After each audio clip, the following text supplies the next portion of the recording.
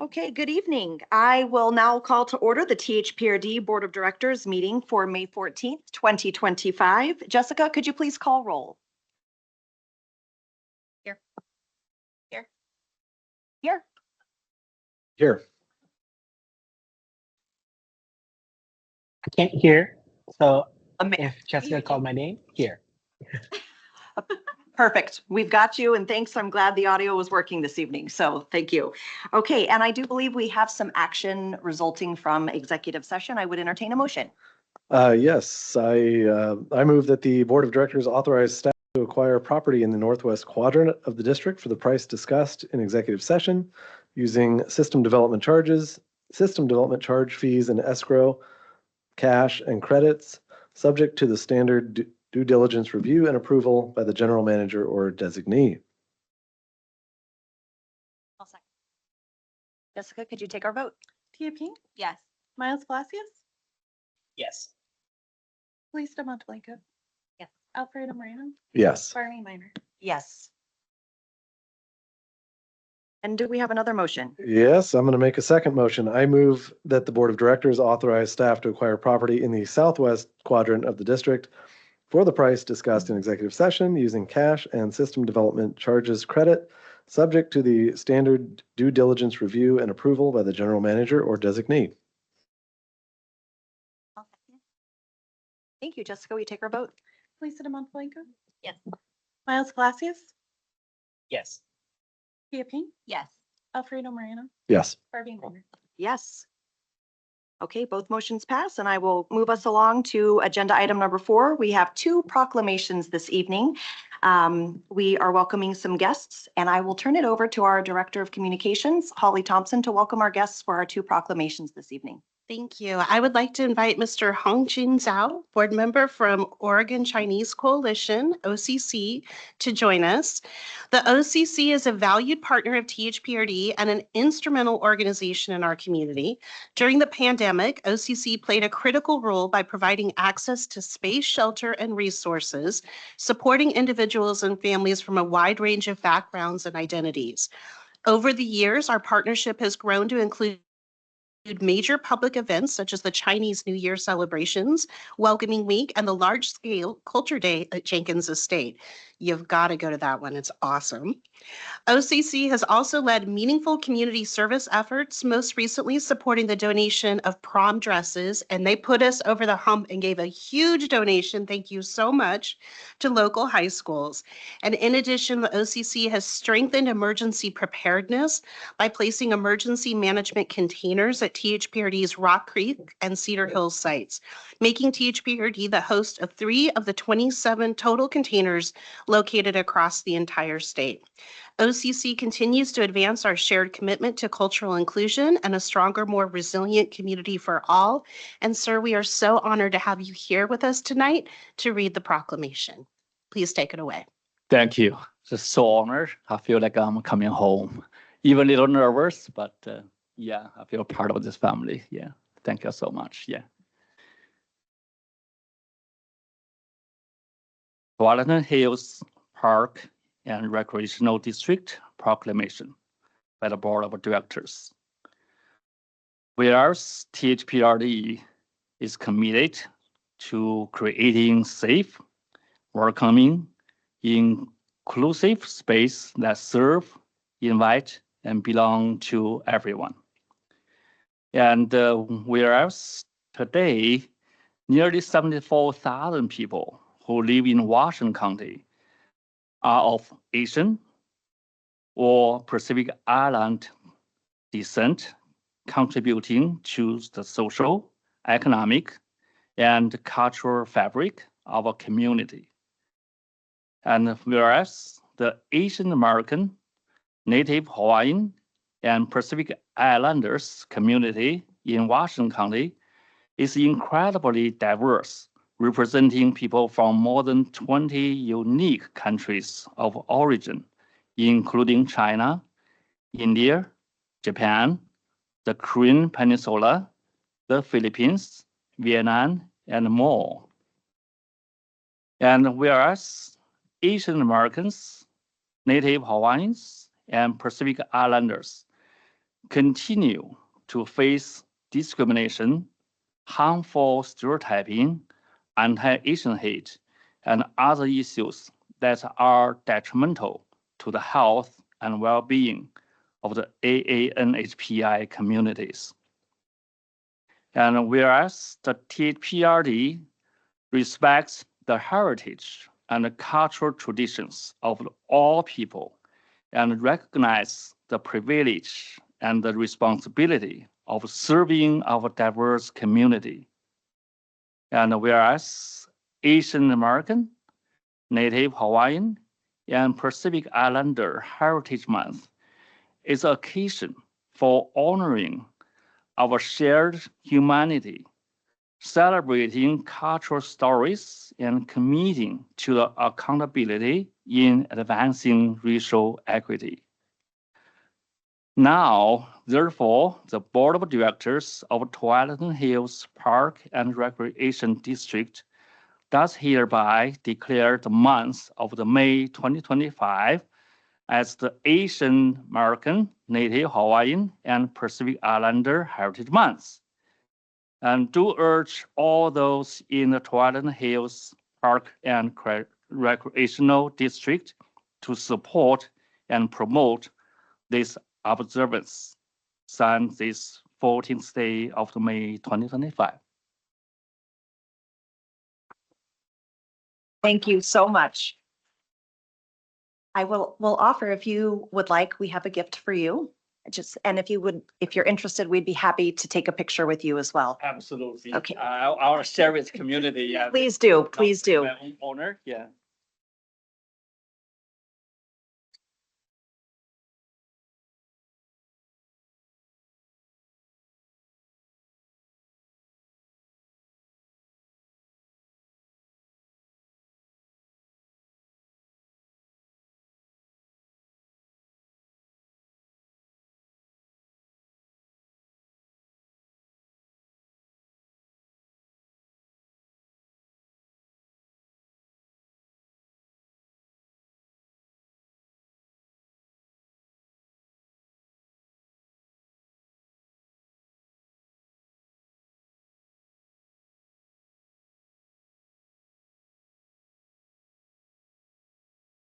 Okay, next I'd like to invite Mr. Mark Blattner, President and CEO of the Jewish Federation of Greater Portland. THPRD has been building a meaningful relationship with the Jewish Federation of Greater Portland. This past March, THPRD was proud to host their Holy and Purim celebrations at Conestoga, a joyful and vibrant event that brought communities together. Staff is working with Rachel Nelson, Director of Educational Initiatives and Associate Director of Community Relations, whose family is an enthusiastic and frequent visitor of Conestoga. The Federation plays a vital role in supporting Jewish life, education, and cultural programs throughout the metro area, and we are honored to collaborate with them in fostering inclusion and community connection. Mr. Blattner, thank you for being with us this evening, and please read the proclamation. Thank you. We're delighted to be here and really honored, so appreciate it. Tualatin Hills Park and Recreation District proclamation by the Board of Directors. Whereas the Jewish Americans have been an integral part of the American story, contributing to the arts, sciences, education, government, business, and civic life since the nation's founding. And whereas on April 20th, 2006, the United States officially recognized May as Jewish American Heritage Month, affirming that as a nation of immigrants, the country is strengthened by the contributions and civic engagement of Jewish people from around the world. And whereas the history of Jewish immigration spans centuries, beginning with the arrival of Jewish settlers in New Amsterdam in 1654, and continuing through major immigration waves in the late 19th and early 20th centuries, often to escape persecution and unrest. And whereas despite facing anti-Semitism, hatred, and discrimination, Jewish Americans have shown resilience, perseverance, and a commitment to justice, helping shape a more inclusive and equitable society. And whereas Jewish Americans have made lasting contributions to the political, cultural, religious, economic, and intellectual life of our country, and whereas THPRD honors Jewish American Heritage Month as a time to reflect on this history and reaffirms its commitment to creating inclusive spaces for everyone, including our Jewish American friends and neighbors. And whereas we recognize the importance of culturally competent education, representation, and policy that reflect Jewish American experiences and address the impacts of anti-Semitism in our communities. Now, therefore, the Board of Directors of the Tualatin Hills Park and Recreation District does hereby declare the month of May 2025 as Jewish American Heritage Month, and do urge all those in the Tualatin Hills Park and Recreation District to support and promote this observance, signed on this 14th day of May 2025. Thank you all. I get a picture too? You do indeed. I was going to say, spoiler alert.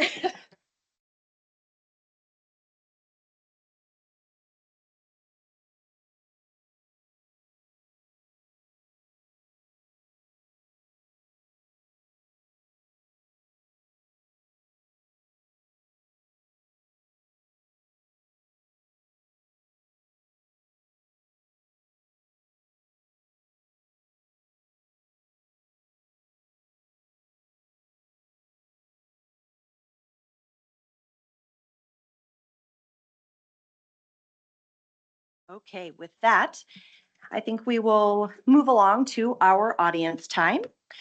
For our community members who've signed up with public comment period, and for those listening online, the public comment period is an essential part of local government meetings. All of us on the Board of Directors are grateful for your participation and will take your input into consideration. In recognition that the board has scheduled business to conduct at board meetings, and in order to ensure we are able to complete our regularly scheduled business, audience time is limited to 30 minutes total. Testimony during audience time is specifically for topics not on this evening's agenda.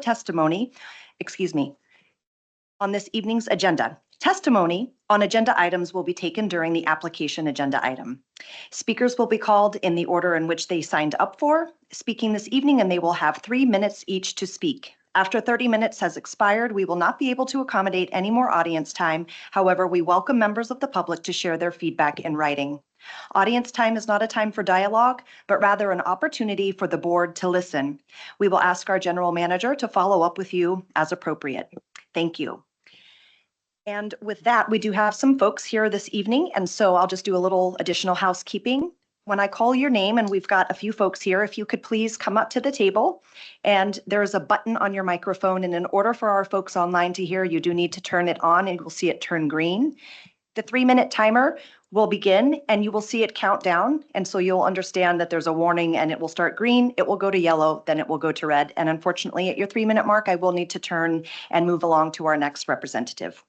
So first up, I have Sarah Soloff, and if you could please, this will be for everyone, state your name and your zip code for the record. And standing by, Danielle Jacobson, you will be our next person. Thank you for being here. I'm Sarah Solova, zip code 97229, in-district taxpayer. I'm here as a former member of the affiliate stakeholder work group to express concern about the recent decision to allow a new aquatics affiliate to displace another longtime affiliate at the 50-meter pool, along with 4 others. This is exactly what members of the work group were afraid of, and we worked really hard to make sure the affiliation process was clear. Some of the parameters we developed when determining whether a new affiliate can be accepted are capacity. 85% capacity is the threshold established in determining whether a new affiliate can be accepted. Another factor is usable hours. Usable hours exclude hours when school is in session, among other factors. They aren't counted as available hours for youth sports. Those were 1 and 2, number 3. When there are multiple applicants in the same sport, preference will be given to the applicant with the most in-district patrons. Notice this says most in-district patrons, not percentage. This is because the number of in-district patrons represents the greatest number of taxpayers served. So percentage was not a metric. Using these parameters, there's no way a new affiliate should have been given time at the 50-meter pool. The 50-meter pool is at capacity. It appears THPRD used capacity levels for all THPRD pools instead of looking at the data at just the 50-meter pool in which that new affiliate was interested in using. If a new affiliate is accepted, they should be allowed to access pools with available spaces. What if several new affiliates are accepted simply because there is space at other pools, but they all want space at the 50-meter pool? Will THPRD simply keep carving out space until it is essentially meaningless? Allowing the new affiliate to take lane space from existing affiliates has the appearance of preferential treatment by THPRD for that new affiliate. Disregarding the parameters that I mentioned above just seems to prove that, and it hurts the existing affiliates at the 50-meter pool. I would hope THPRD in the future will apply its rules consistently and without giving preferential treatment to any new affiliates. Thank you. Thank you for being here. Danielle, if you'd like to come to the table. And again, state your name and zip code for the record.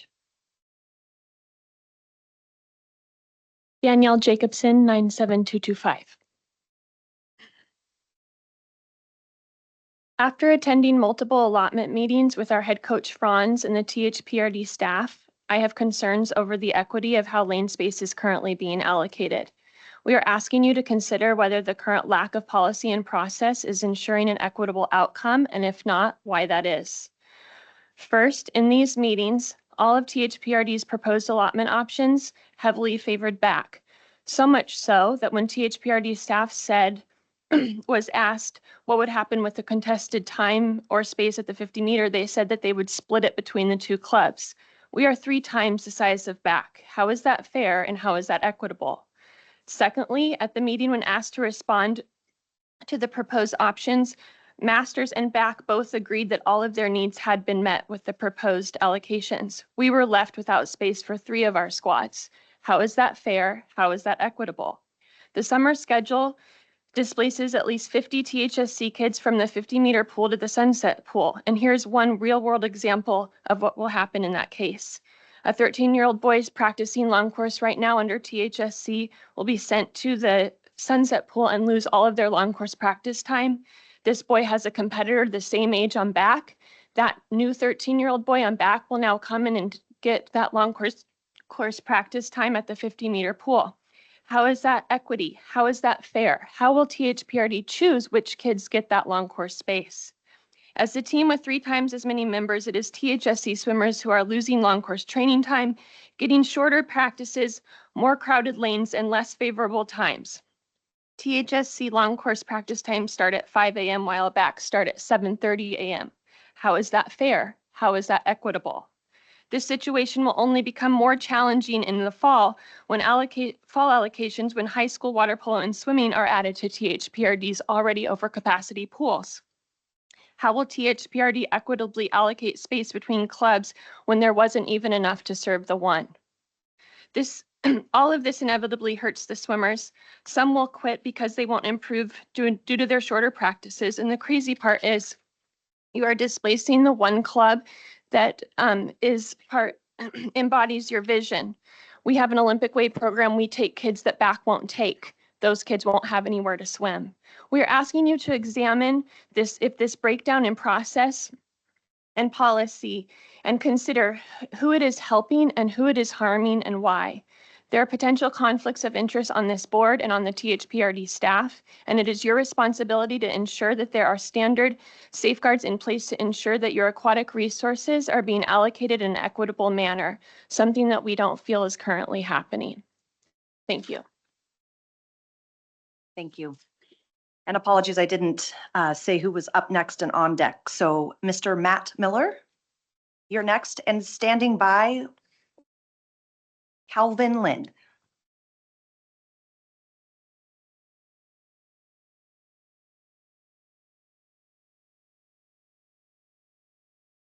Okay. My name is Matt Miller, 97006. That's right. Okay. Members of the board, thank you for the opportunity to speak with you today. I'm here on behalf of Tualatin Hill Swim Club to address a matter that reflects not just a logistical challenge, but a broader question of a partnership between THSC and THPRD.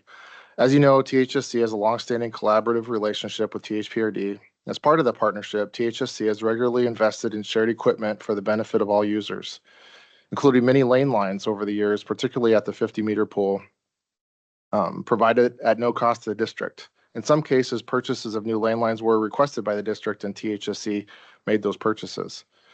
Last year, our swimmers and families came together to raise over $10,000 for new long course competition lane lines.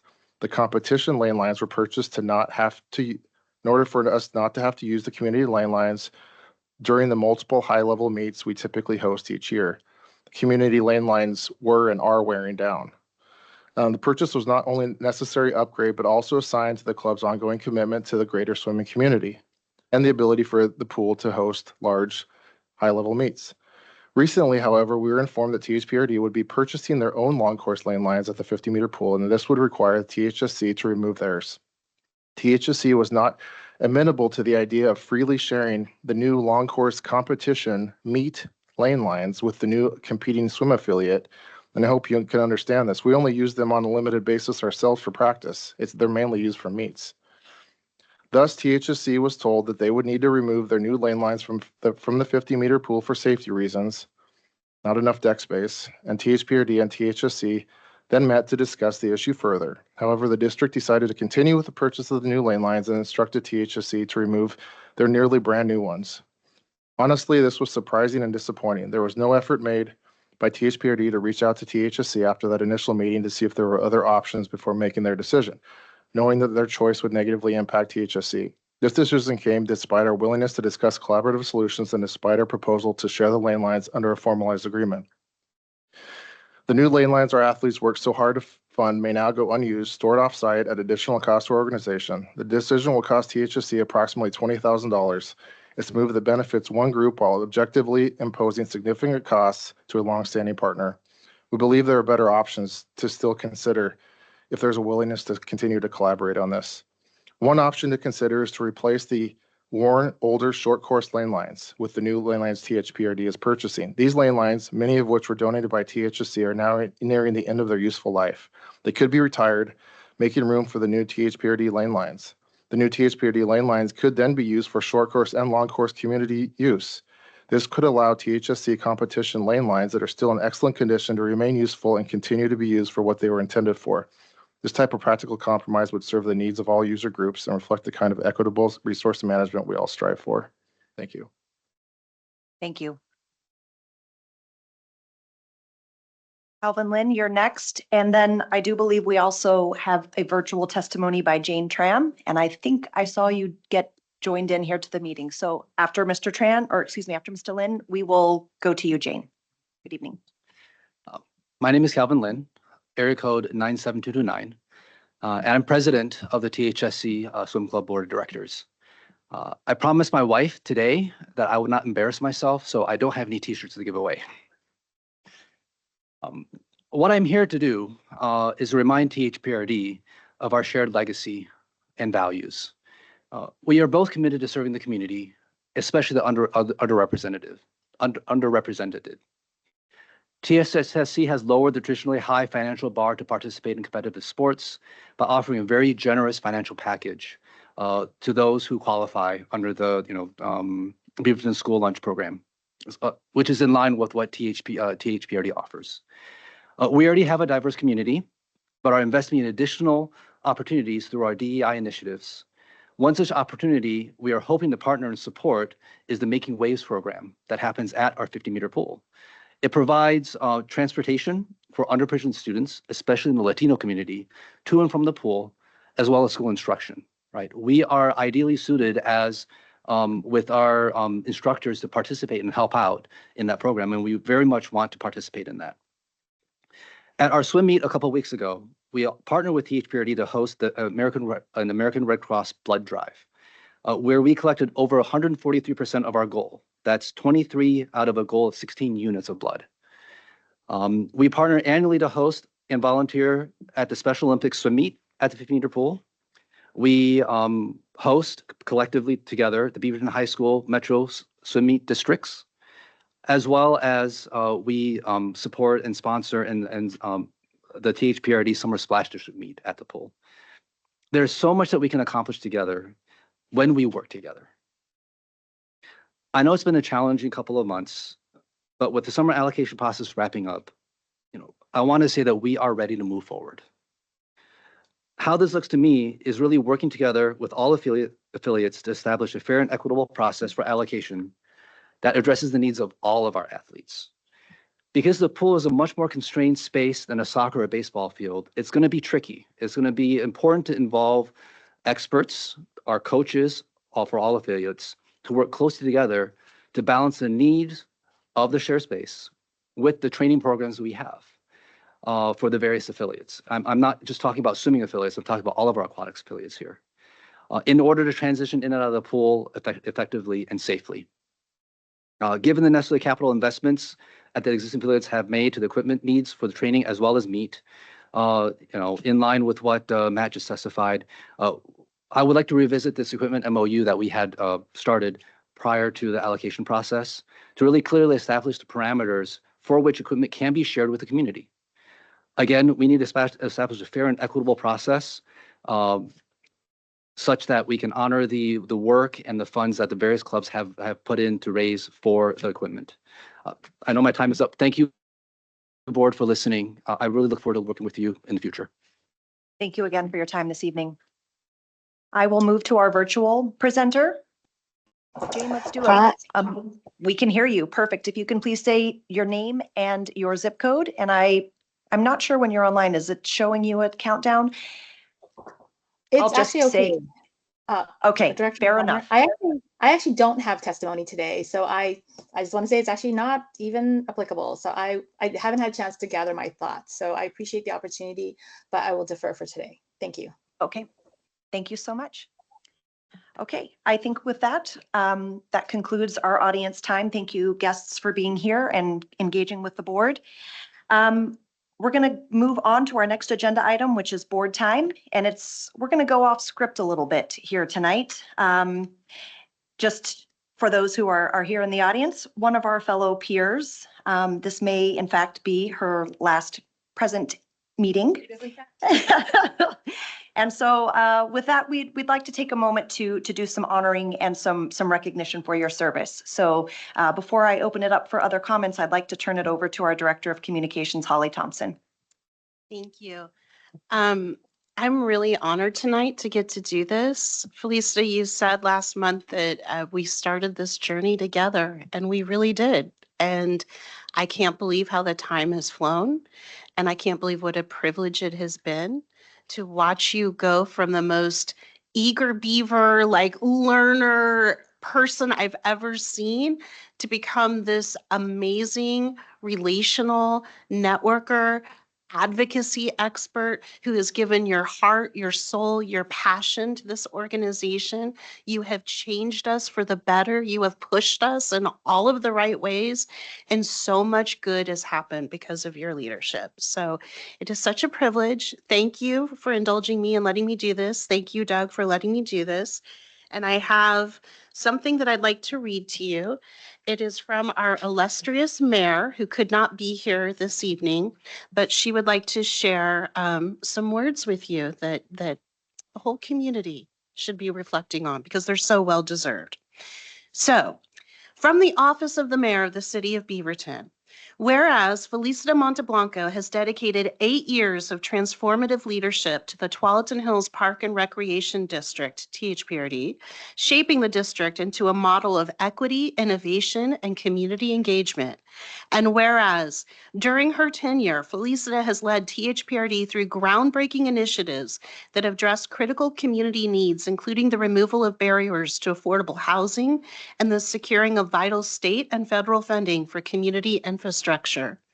And whereas Felicita spearheaded the district's historic decision to waive system development charges, SDCs, for affordable housing, which has directly contributed to the development of 450 affordable housing units and set a cap for the future of 900 units.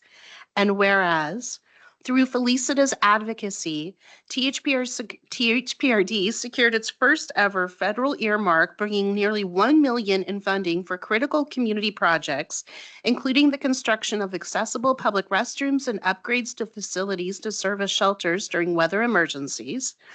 And whereas Felicita has dedicated herself to mentorship, fostering a new generation of thoughtful, diverse leaders on the THPRD board, ensuring the district's leadership reflects the values of the community it serves, and whereas her leadership has had a lasting and meaningful impact on Oregon's largest park and recreation district, which serves over 270 residents with facilities such as public pools, parks, trails, summer camps, and the only senior center in Beaverton. And whereas Felicita Monteblanco's legacy will be remembered for her unwavering commitment to advancing racial equity, her ability to build strong community partnerships, and her dedication to creating a district that is inclusive, accessible, and forward-thinking, I therefore, Lacey Beatty, who is the mayor of the city of Beaverton, does hereby recognize Felicita Monteblanco and encourage all residents to join in celebrating her remarkable contributions to the community and to THPRD. Thank you so much. Well said, Mayor. And Felicita, we love you.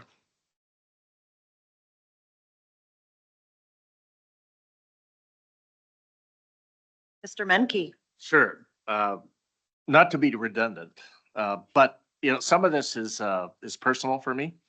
It's well beyond my work, but I think for all of us, our service on your end, our work from a staff perspective, is it's all tied together. I think we share a phenomenal love of family. We also share this endless energy concept that I warned a future boss of Felicita's. This was before she actually got the offers. The question they had of me was, well, how do you think she will perform? And I said that the question is, what are you going to do with an individual that will give you 140%? And there was a pause at the other end. I thought, well, I hope I haven't caused a problem here. The other thing that I love about Felicita is that she has not met, and I think it's infectious for the rest of the board, a pilot program she doesn't love.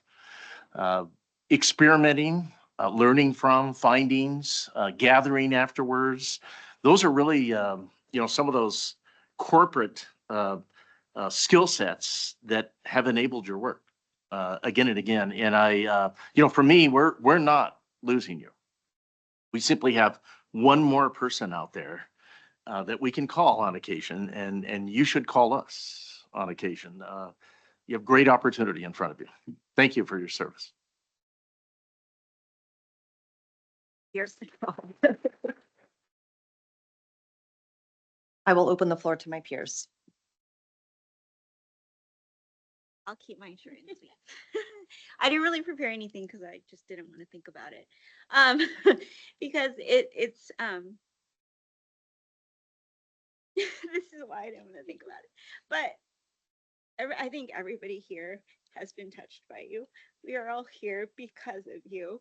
I know for me personally, I woke up one day and I was like, I should run for something. And then whatever it is that blessed me upon meeting you to take me under your wing and mentor me and get us here and get other people here. It's like just a beautiful thing that you do. You yourself are a force that is doing everything you can for the community and raising the community up. But the fact that you take that time to raise more people to grow in your shadow and try to become like you and aspire to be like you makes your touch like just tenfold. So I just want to thank you, and I want to say I'm so proud of you, and I look up to you, and when I grow up I want to be like you because you will always be like our teacher. You're the person that gives homework. You're the person that has that expectation that people want to rise to. And so I just want to thank you. I'm so grateful for your time here. I'm so sad you're leaving, but I know you're going to do such amazing things and be in a position that you can do even bigger and better things outside of Parks and Rec. And so I'm just so grateful for you. So thank you.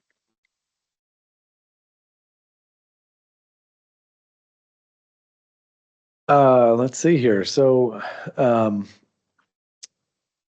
I guess I am really proud and honored that I get to tell people, especially over the last 2, 3 months, as I aspire towards a second term on this board, that a lot of those things that Holly read that reflect THPRD's standing as a community agency that is Parks, Rec, and beyond, that has a big impact, significant impact in the greater good. I know a lot of these things sprouted, seeds were planted, you know, around 2017 and that sort of era, from several of you. And I've had the fortune to kind of harvest that and to have a role in seeing where that goes. That your role in that, your role in making this board something that people who haven't traditionally been represented on this board aspire to have and feel is realistic, is a change that goes beyond anything that we can, I don't know, that we can see in dollars and cents and on a budget line item. People of, you are part of a group in Washington County, some of whom are here in the audience, who are, I looked at and said, maybe it isn't so crazy that I try to run for public office and do this. I am definitely here because of Felicita Monteblanco. Truth be told, I was worried I would not be here. I would be buried somewhere in Cooper Mountain if I was not so receptive to her encouragement. Felicita, to some of the things that Doug said, I love her. She's a lot. And there's people in the audience who know she's a lot.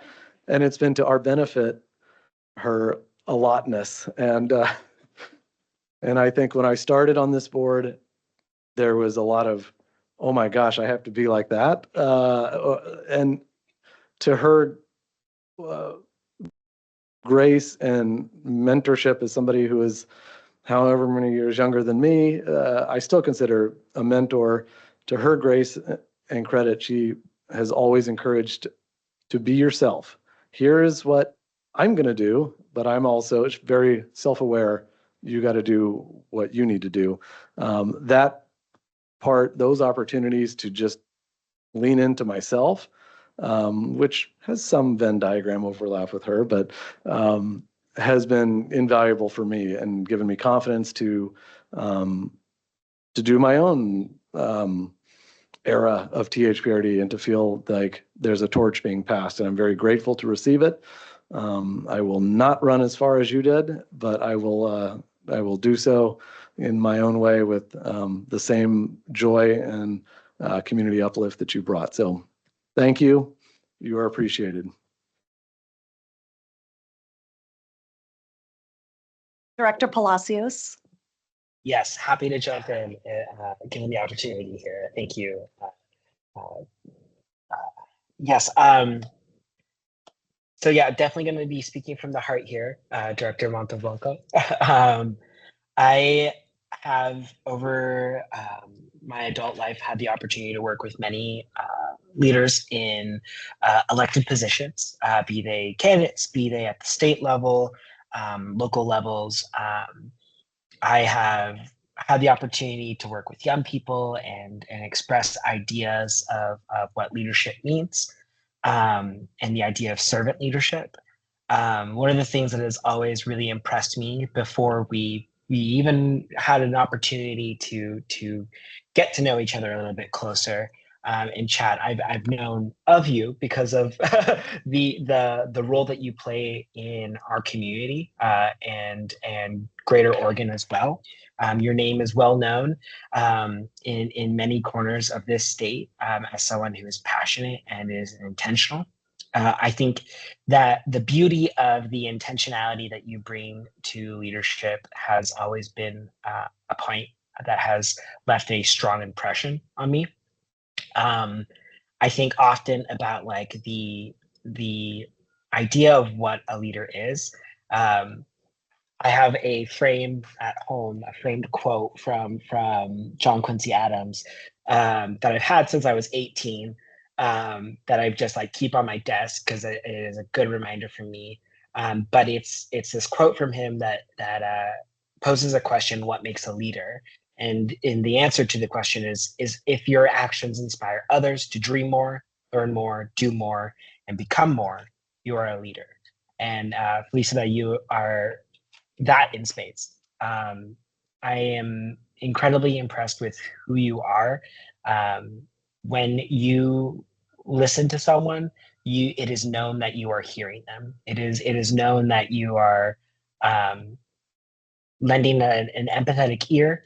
And through that whole conversation, the gears are turning about how do I support this mission? How do I support those that I've been put in a place with and been given the skills and opportunity to lift up? And so I just really want to drive home that you've left a strong impression on me and this community. And we are thankful for the time that we've had to spend with you on this board and look forward to where your individual path takes you and how that it will most definitely be to the benefit of us and our community. So thank you for your service, my friend.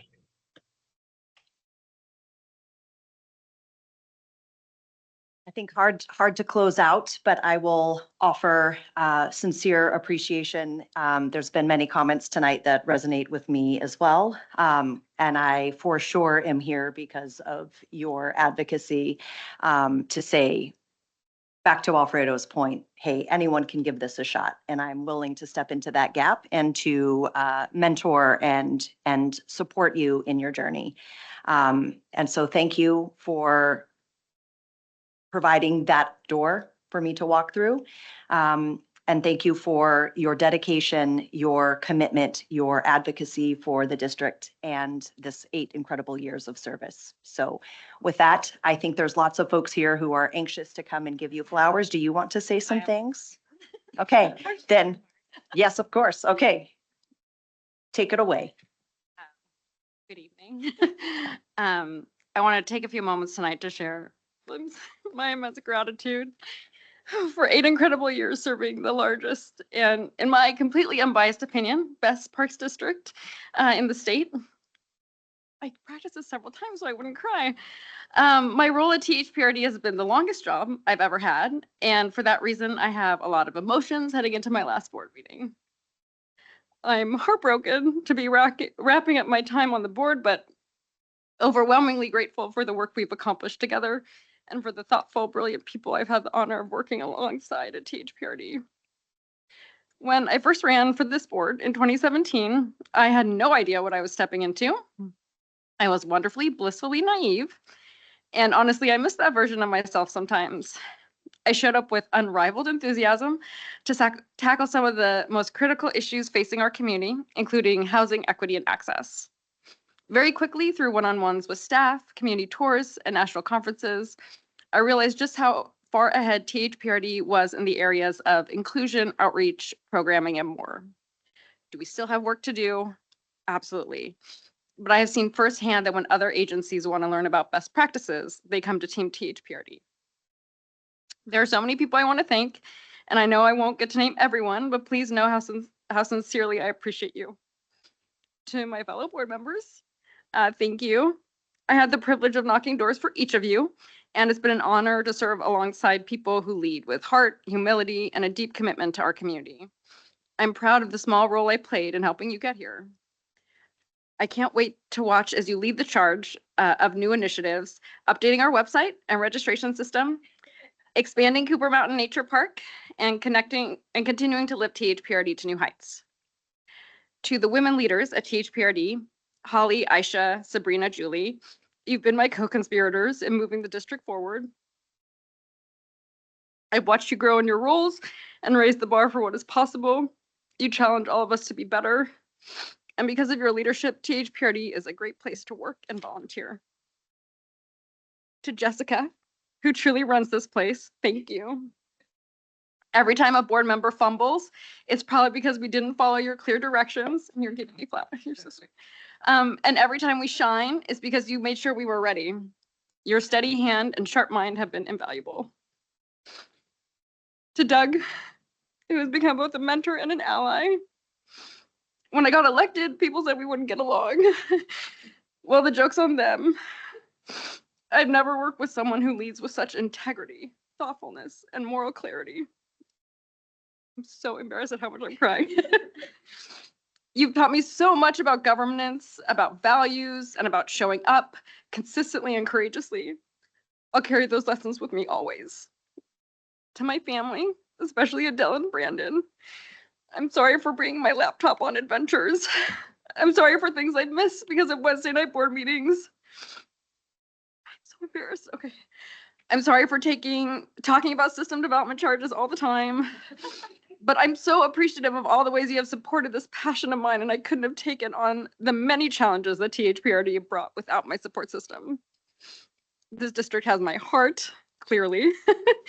And I always will be a fan, a champion, and an advocate for the transformative power of Parks and Recreation. To all of Team THPRD, thank you for trusting me, for challenging me, and for allowing me to be a part of something so special. It has been one of the greatest honors of my life.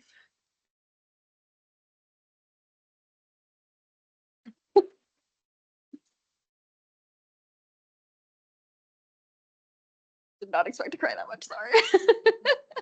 Do you want to take a moment so that we can? I would love pictures of my Yes, family, if please. that's okay. Yes, Yeah, that's of yeah, course. okay. Just quick pictures with my family. Poor Dell's crying. Over here. And Randy and Ashley and all of it.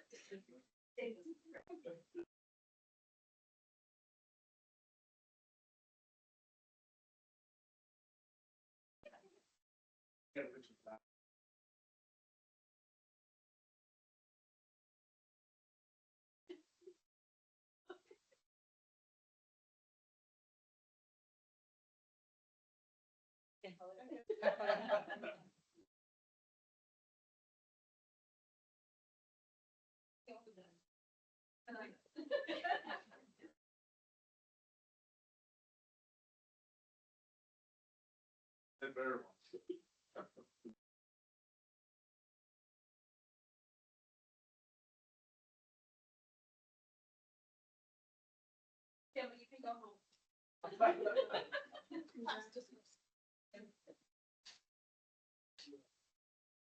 Thank you.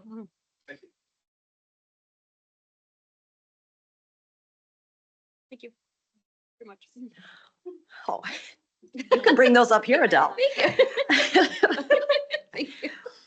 Okay, well, we will try to get back on track after that moment. Would anyone like to volunteer to go first? We've got committee and board liaison updates. No updates to my left, to my right? Didn't we do lobby day? Sure. Oh, that was I- last month, right? Yes, it was. Okay. So last month, we did budget, so that was great. So did our mid-year budgets, and then we also, most of us went to lobby day, which was great to meet all of their representatives and senators and discuss the things. Thank you to Aisha and Kylie for helping lead us there and getting all the information that we needed out in such a short amount of time. Then joint met also where they discussed DEI strategy 70th anniversary, and then the functional plan was introduced to them, and then equity and engagement met right after and discussed the different projects that they could do with that grant that we supply to our advisory committees to come up with something unique and wonderful. So short and succinct. Miles, anything Happy- from you, sir? yeah. I was just gonna jump on the note about the lobby day. Had a great time with the lobby day, and I do want to just do another big shout out to Aisha and Kylie. Doing this work as my day job, it's really awesome to see just how incredible Aisha and Kylie are, and having the context of how they do their work. I'm just incredibly appreciative. Very knowledgeable, an incredible representation of the needs of our district to the legislature. So just a big thank you to both of them and the work that they're doing for us. Thank you, Miles. My, What would you to go last? So I just wanted to share. I wanted to share about, I went on a tour of McKinley Elementary School, which was delightful. And I just wanted to kind of connect some things because I asked the principal what their greatest need was. And he said, our kids need shoes. And I thought, that broke my heart. But it also reminded me of like the work that we're doing in partnership with the district around prom dresses, around hygiene. It makes a big difference. And so it was just wonderful to see all the dots connect. I also wanted to share, I went on the elected courthouse tour, which was really interesting. If you ever have a chance to go to the courthouse, I think, especially considering the revenue forecast that came out today, we're in so many ways, we're competing with our jurisdictional peers for resources, right? And being there and seeing what a dire situation is and how our community members, all of our community members are engaging in that space. It was like, I really want them to get the money so they can improve the space because it's not how it should be. So I hope, so I know we don't always get what we want for our district and for our patrons, kind of a silver lining. I hope that the county can get that. And then I sent an email about the retirement plan committee meeting because it's a little wonky. So anyways, let me know if you have questions. Thank you. Sorry. do not apologize.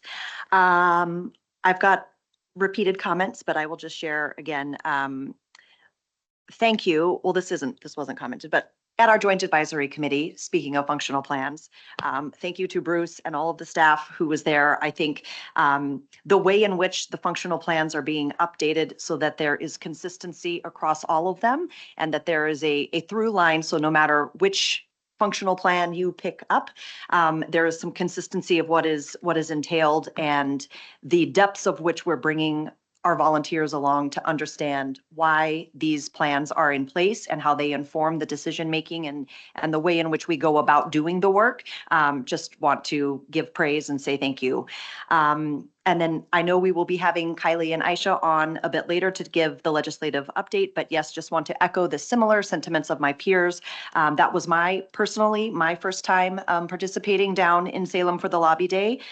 So very much a learning experience and appreciate all of the thoughtful work to get us prepared so that we could show up. And those of us who may really appreciate the value of a run of show and a script and how to maximize 15 minutes. It was speed dating on another level, but very, very fun to be able to sit down and just sing the praises of the district and evangelize all that we do here and the great work and make sure that we are, at the forefront of decisions as they come through. So continued praise and appreciation and looking forward to hearing some more of those updates later. And I think the last one I will share is I had the honor and we read the proclamation this evening as well for the AAPI month. I had the pleasure of joining Oregon Rises Above Hate event that was about a week and a half ago. And something that I would just like to share that one of the asks from Oregon Rises Above Hate was for elected officials to make a pledge and to share ways in which you are dedicated and committed to ways in which we can impact policy, show up in community, et cetera, to ensure that Oregon is rising above hate. And so proud to have that pledge. Would encourage all of us. I have not posted a video. There's a thing if you would like to post a video, you can record yourself and share your personal conviction in the pledge that you are taking. But just want to shout out that wonderful organization and the opportunity to be present and share it there. I think with that, I will move us along to agenda item number 7, our consent agenda, and I would entertain a motion.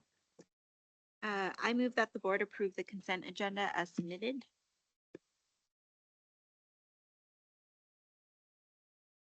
I was trying to give her an honorary second as her final.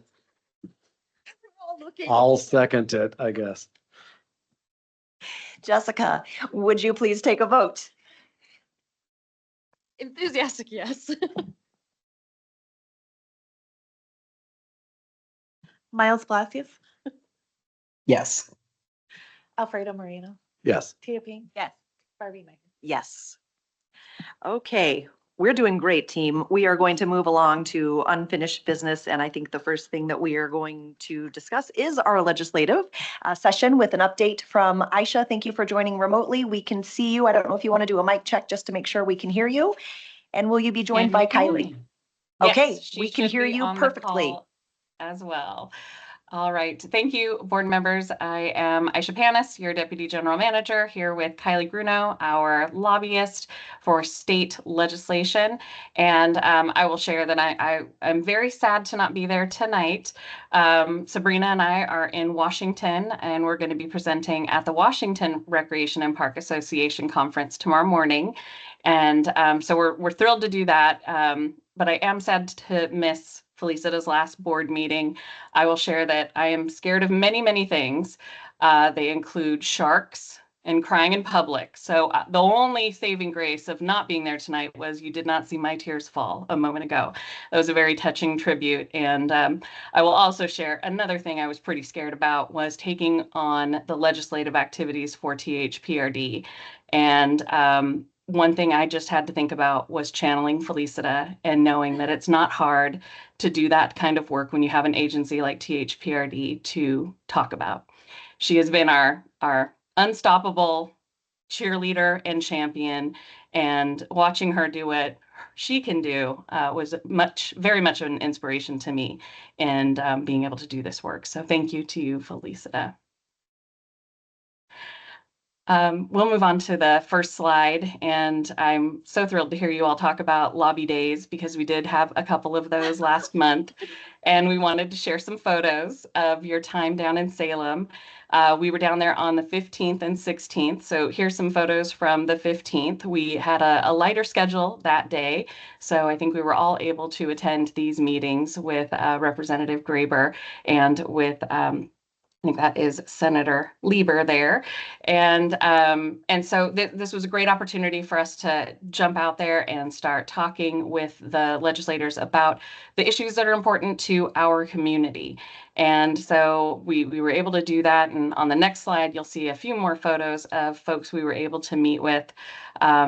April 16th, we were able to meet with Representative Reynolds, Senator Campos. We saw Representative Watanabe, also Sosa, and Senator Solman.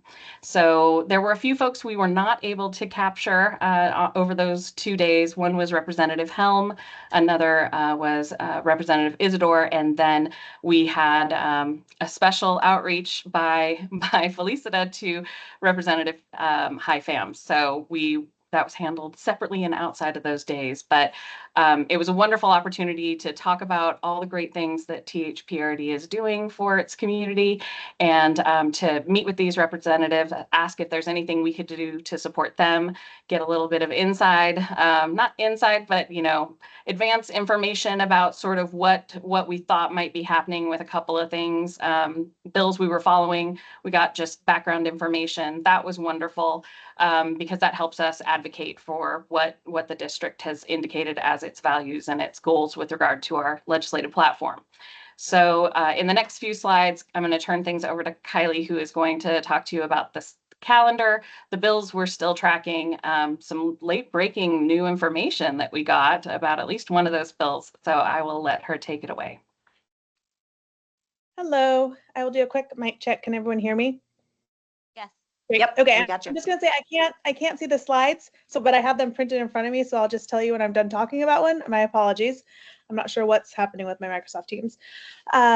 First, I will say I was not aware that today was Director Montalblanco's last meeting, and I want to say to all the comments that were given, here, and it's been an honor and a privilege to learn from you and work for you. And then I will also say for all the comments about the lobby day, thank you. It was a great day and appreciate all the hard work that went into it from all of your ends on it. So thank you. Quickly looking at the legislative calendar. So today was the revenue forecast. I'll get into that a little bit more on the next slide, but this is kind of the beginning of the last third of session, really focused on the budget work. And we'll talk about some of the impacts that it had. I'm sure that you've read the news and seen some of the impacts. High level on the revenue forecast, it's down. There's $500 million less than what folks thought they had to spend. And Miles, also at any point, if you want to add, elucidate any of that from your position, please let me know. So 500 million-ish less. That's 162 million was from this current budget cycle, around 330 to 350 million from the next cycle. And essentially that canceled out the increase that was forecasted in the February forecast, the February-March forecast. So we have less than we thought, but we still have more than we had before. We have almost 2 billion more than at the end of last session. So it is not great news, but I was honestly prepared for much worse with what kind of happening at the federal level where the state needs to be in some of those things. I was prepared for an even worse day than today. An important thing that a lot of people want to know about is the kicker. There is still a kicker. It's down from 1.73 billion to 1.64 billion. If you'd like any other information, I'm happy to share. So today kind of marks the beginning of that final third. We're going into the deep, heavy budget work. Our next deadline will be May 23rd. That's a second chamber deadline. So all bills will have to have moved out. All policy bills will have to have moved out of their second chamber deadline or their second chamber. So they start in the House, need to be done at the Senate. They start in the Senate, need to be done in the House. This applies to everything but conduct, rules, revenue, and the Joint Ways and Means Committees. And then I love that next one, June 18th. That's the target sine die. So that's when they're hoping to be able to be done with the legislative session. They will not be done by June 18th. Unless, Miles, I'd love to hear if you have inside knowledge. And I always like to play some friendly wagers on when we'll be out of there. I think 18th is optimistic, is aspirational, but they have to be done by June 29th. That's the constitutional sine die. So hopefully we'll be out by then. And I know I've given you those dates before, but as we get closer, they get more and more real. Which is good to know, and also lets you know how much time you have to get the work done that you've got on your list. So I will go to the next slide. So rather than talk about some of the our topics as we've done before, because we'll cover those in our bills, I thought we'd talk a little bit about the issues and status. So like I said, final third revenue forecast comes out, lets the budget writers and the folks on Ways and Means know exactly how much money they have to work with and how to take, I think Senator Girard and the Capital Construction Subcommittee said that there's about, is it $2 billion in requests and there's 500 million left to spend or something like that. And he told everybody who was testifying and had a request that the odds are not in your favor, but to do your best pitch. So there's some hard decisions in front of the budget drafters, and I do not envy their positions like you were. I think Director Monteblanco, you were just talking about this too, about how many good things are out there that deserve funding, and it's a really tough job to figure out how to move forward. There's some big funding decisions yet to be made. There was a transportation package that was kind of one of the big top things that has been talked about in a focus. We still do not have a bill. We had a framework released a couple weeks ago. We've been waiting for actual bill language, so that's really going to be interesting to see how they address that, because that change in the availability of the funds they have to spend is definitely going to impact what they think they can do around the transportation package. There's things like the wildfire funding, trying to figure out how to do that. It's every year, and our fires keep getting bigger and bigger. There's greater cost there, trying to figure out how to do that in a more sustainable and stable way. There's agency budgets that haven't been passed. So that's a lot of the work that's going to happen now, is trying to figure out how to thread that all together. And that's all within the context of the federal funding uncertainty, knowing that, one, there's impacts that the federal government's doing that's impacting how our economy operates. When you're talking about tariffs, potential future tariffs, when you're talking about the budget that they're talking about right now that has some significant cuts to Medicaid, and what that means for what our state will want to try to do to help make sure that we're protecting and providing those essential services to the folks who are on Medicaid or seniors or differently abled people. So there's a lot of uncertainty there, both how it'll impact our economy and also what we'll need to help, what we'll need to do to help make sure that Oregonians are still getting the services they need. And so all of this impacts the negotiations that are happening on, obviously, the budget bills, but also other bills that are still being negotiated that may not be budget heavy, but still those negotiations with how we deal with some of those policy questions that are still left on the table right now. So there's lots of, it was a little bit gloomy in the Capitol today when I was there. So we'll see how the next few days go.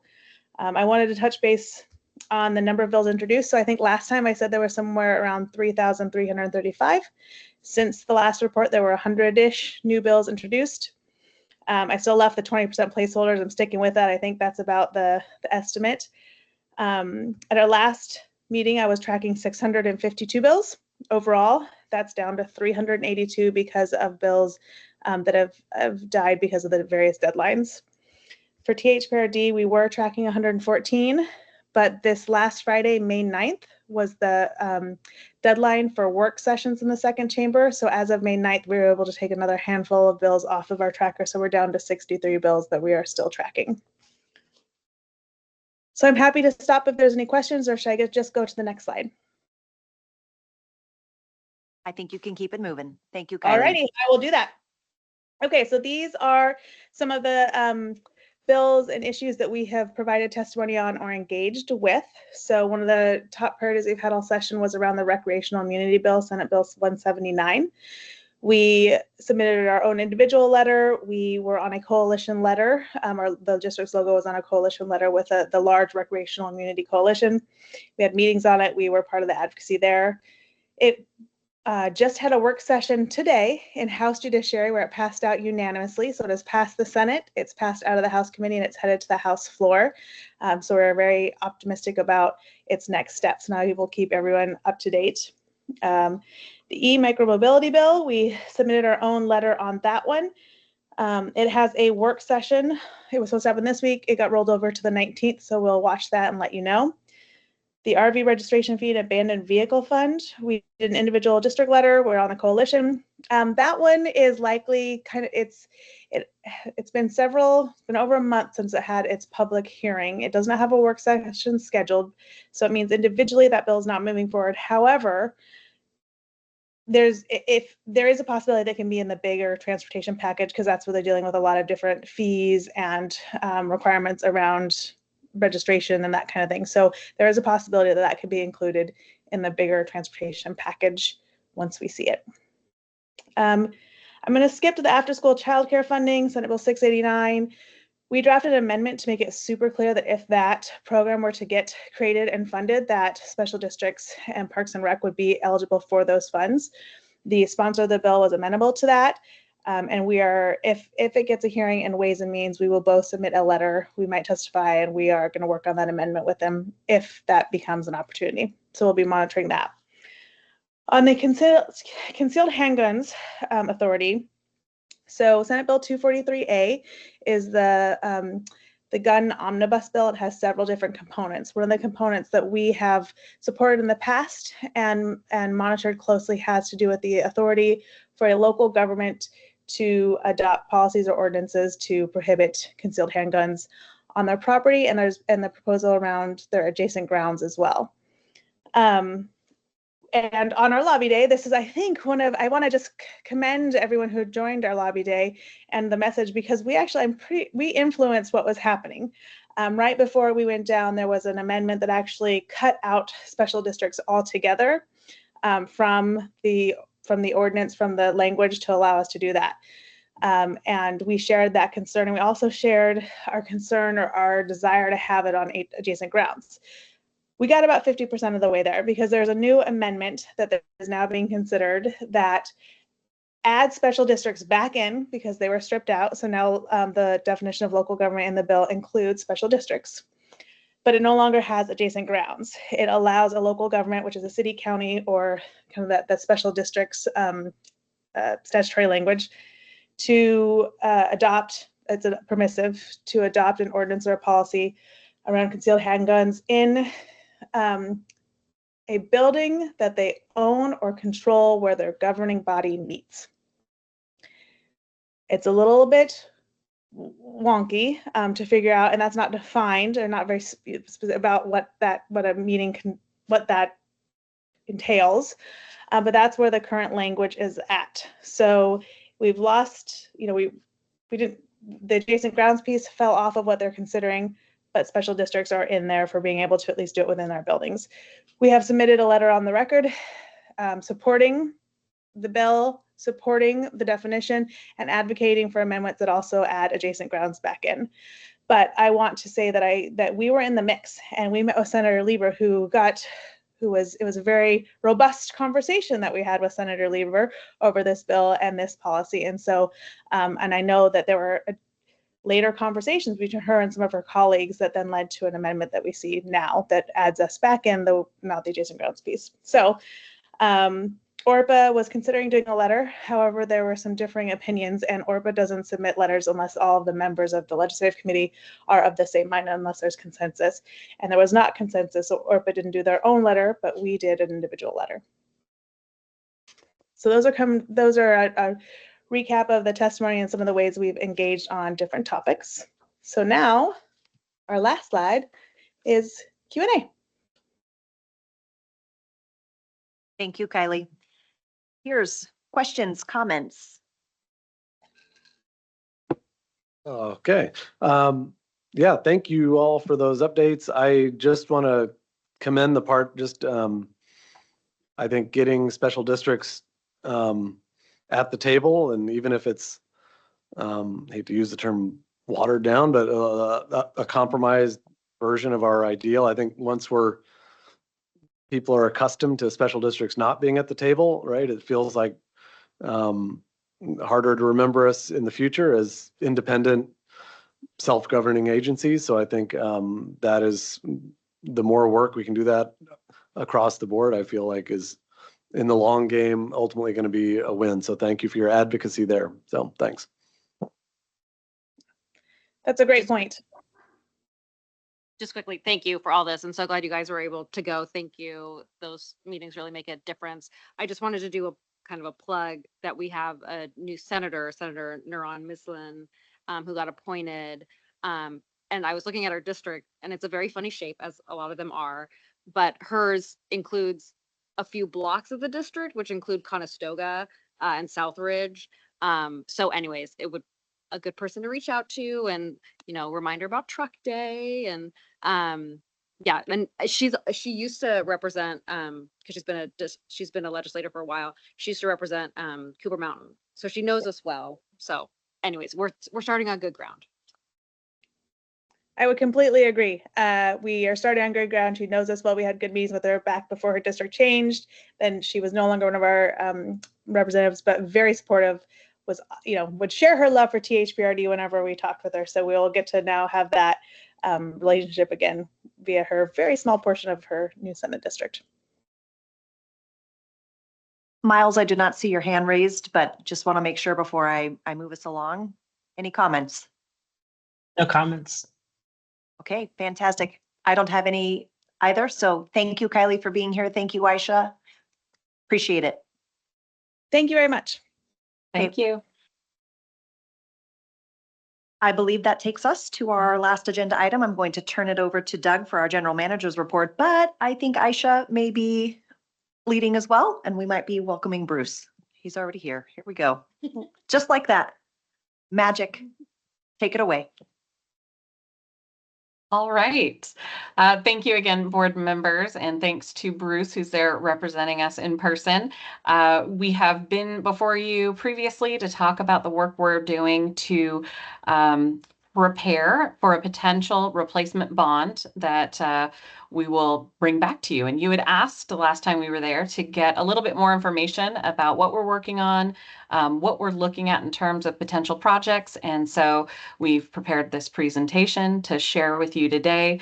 And Bruce is going to walk you through it. He'll have a couple of questions he previews at the beginning of the discussion, but you'll have an opportunity to talk about that once he gets through the whole slide. So go ahead, Bruce. Thank you. So we're going to continue to look at this slide each time we meet, just because it helps give us a big picture of where are we and where are we headed. And we're in that kind of exciting phase of going from idea to something that is tangible. And I think that's super important. So each time that we come to you, we are looking for your guidance to push us on to the next step. We'll offer some information, and we'll definitely be seeking feedback from you. So tonight, I'm going to run through a number of slides. These are the 5 questions or things that we hope to go over and get your input on. And I'd like to know, would the board prefer to answer them one at a time as I move through, or shall I give you some information and answer them all at the end of the presentation? I think my preference is the end. Okay, great. So last time we met, we talked about proposed project categories. Since then, staff have not changed these, but what we wanted to make sure of is that you had any questions answered about these that you have, and that you're comfortable with them moving forward, recognizing we're going to use these as organizational building blocks. As we move through the public engagement process, there's a chance these might change, but before they do, we're going to come back to you and ask for your input.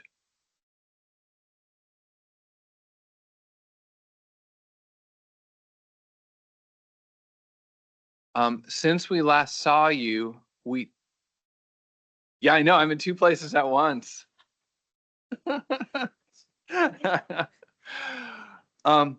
Since we last saw you, key staff got together from various levels and expertise. We originally had talked about 100 odd individual projects. That was really hard to imagine. We combined a lot of those projects into packages of various sorts. We got them down to about 50. All of those things met a certain bar of like, yeah, these are things the Park District does. These things have value. They meet our plans, and they seem like genuine needs, not just things that are exciting. What was challenging is to say, these are the high priority projects and these are low priority projects, right? We love them all. But some of them just had greater need for various reasons. And some of them were like, this would be really nice to have, but they may not be as essential or critical to carrying out our mission. Here are some examples. Again, we have the same project categories. These are a couple examples of projects that we felt ranked really high. Over at the HMT complex, there's a lot of fields there that either have synthetic turf on them now that are nearing or even past their normal lifespan. And then staff also saw opportunities to expand the playing season or hours of play by replacing natural turf with synthetic turf. A great example of buildings and facilities is making either significant general renovations or transforming the Harmon Swim Center into a much more modern facility. Under environmental stewardship, we talked about wildfire risk reduction projects, things that would, in the event that there was a fire, would make it less severe and would protect park resources, patrons, and of course our neighbors. In our accessible and safe category, which is a pretty broad one, we looked at the possibility and discussed what a remodel of the Cedar Hills Recreation Center main entrance would look like, possibly changing it from coming in up a staircase to coming in on a ground level entry that would be more equitable and accessible for all patrons.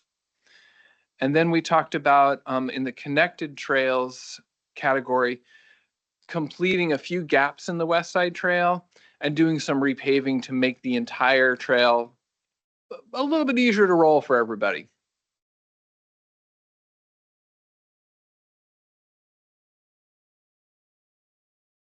Now, this next one is a little bit more complicated. We're starting to think, and we really need your input on a potential mix of dollars. And at this point, we're really looking at percentages of if whatever our total bond package dollar value is, how much should go to each category. This may be something we want to talk about in the future, but I wanted to at least start the conversation. So what I did is I took the 2008 percentages that we had, and I have to recognize they are not identical. They are similar, and I did my best to kind of color code them a little bit to help them match the current proposed categories. And it just gives you kind of a rough idea of how much we spent in each area. And tonight I'm hoping to hear if you have any gut feelings of, hey, we didn't spend very much on athletics and aquatics. We want to make sure they get more this time around, or pick your favorite subject. I realize until you see some of the projects, you might not have a really clear idea, but I felt it was an important thing to start to think about. The other thing that merits some discussion, we heard from you in the past that it's really important to take care of things that we have. At the same time, we also heard that there are a number of new things that you would like to see, ranging from destination parks to different types of shade in parks, to other things that are mentioned in our comprehensive and vision plans. And so somewhere on this spectrum, there's kind of a rough percentage of how much stuff is brand new to the district versus taking care of what we have or replacing existing things. And then the last thing that's on the kind of main list here is that we are ready to recruit a 12-member advisory group, a task force similar to what we did with the levy. And we just wanted to make sure this was a direction and you had a comfort level with that. And in particular, we wanted to know what a successful recruitment might look like, as well as any particular perspectives or insights you hope to get from said committee. And of course, we would love your help in getting word out. I think you were quite involved with that with the levy task force, and things worked out really well.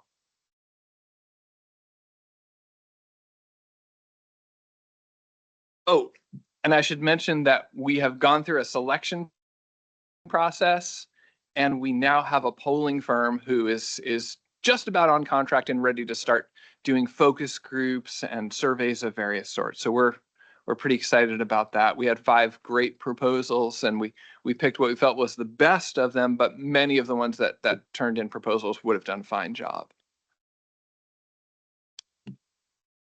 So just moving forward, where we're at is starting to, again, get that public input to help us shape some of the ideas and some of the questions that you and staff have.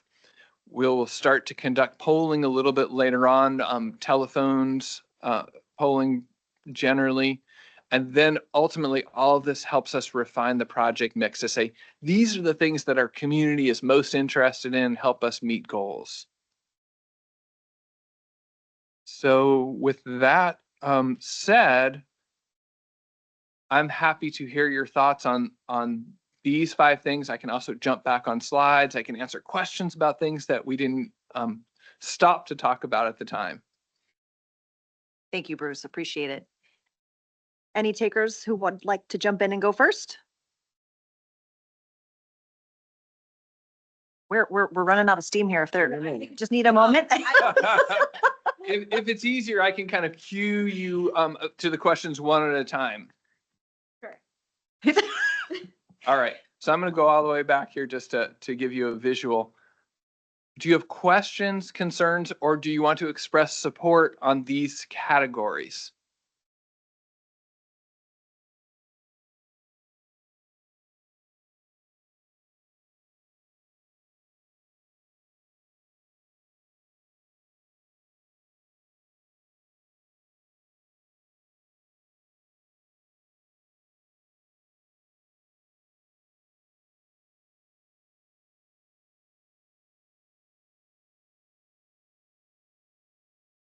Thank you.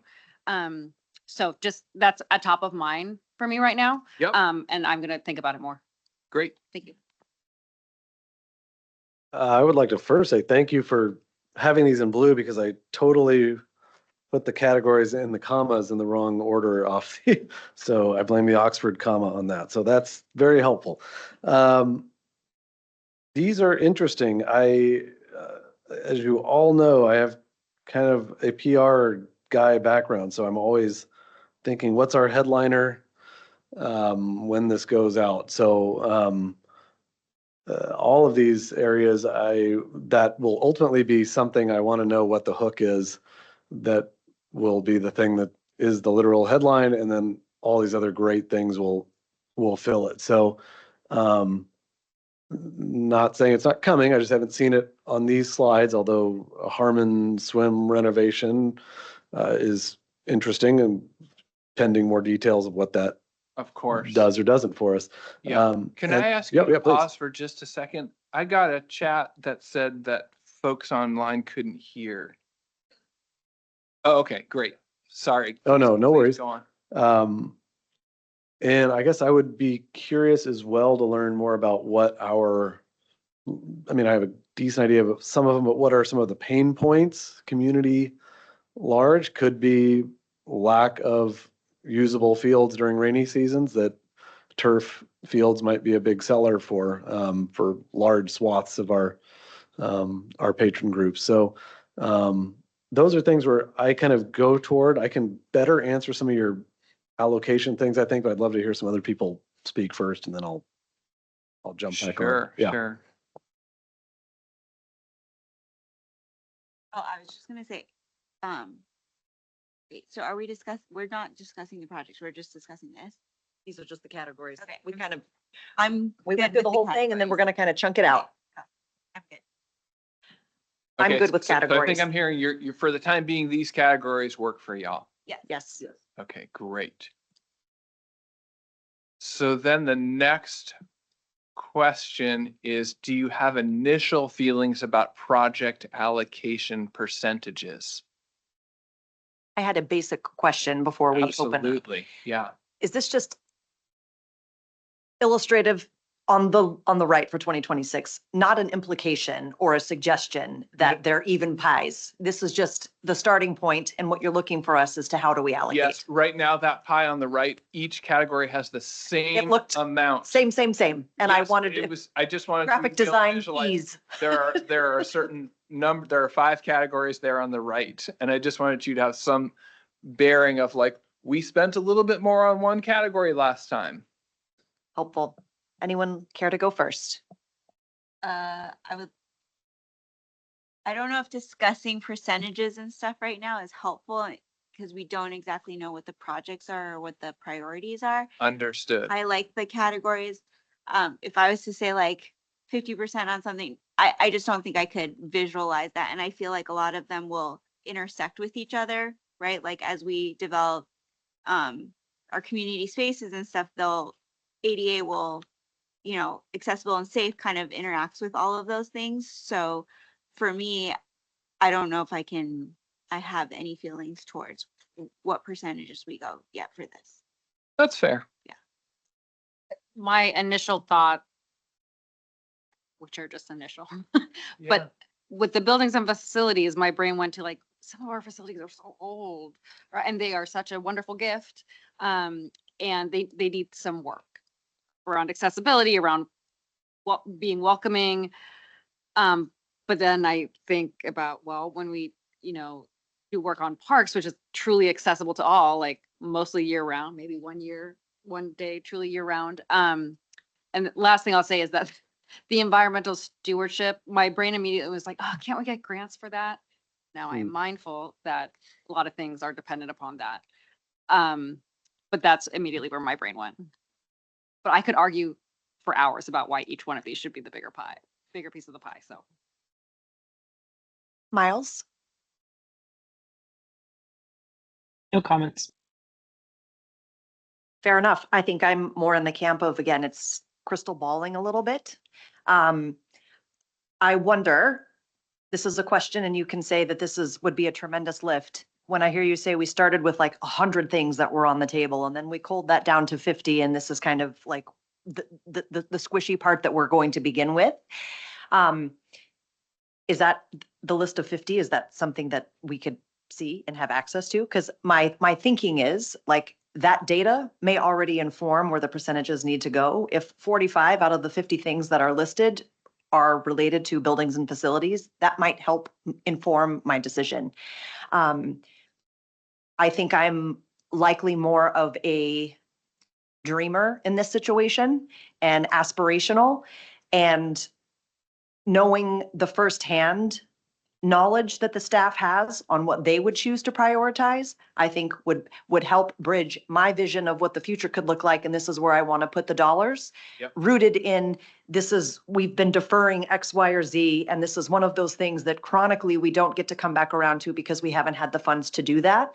I know for my decision making, that would help me be more grounded in how to answer where the dollars go. That's fair. And I think whatever happens when we go through the public involvement process, new things will emerge that maybe we hadn't given as much focus to, but they may be really important verbally from our patrons. And so things may get added yet. So we can certainly kind of go back and forth and adjust as we move through. I have a question. So when we do percentages and stuff for like accessible and safe, like the Cedar Hills rec entrance, for instance, right? That would bucket into buildings and facility. Like how, in the end, how does the budget work as far as like figuring out which part of the pie it's going to go into? Right now, the working idea is the primary intent is for that particular thing. So with the entry, it's listed under accessible and safe because the primary purpose is to get people in the building. Okay. Versus the buildings and facilities might be, we're going to change this room configuration to have a new sport or a new type of class, right? We're going to assume we're going to make that accessible as part of, but we're making the entrance different because we want everyone to be able to get in the building more easily. Okay.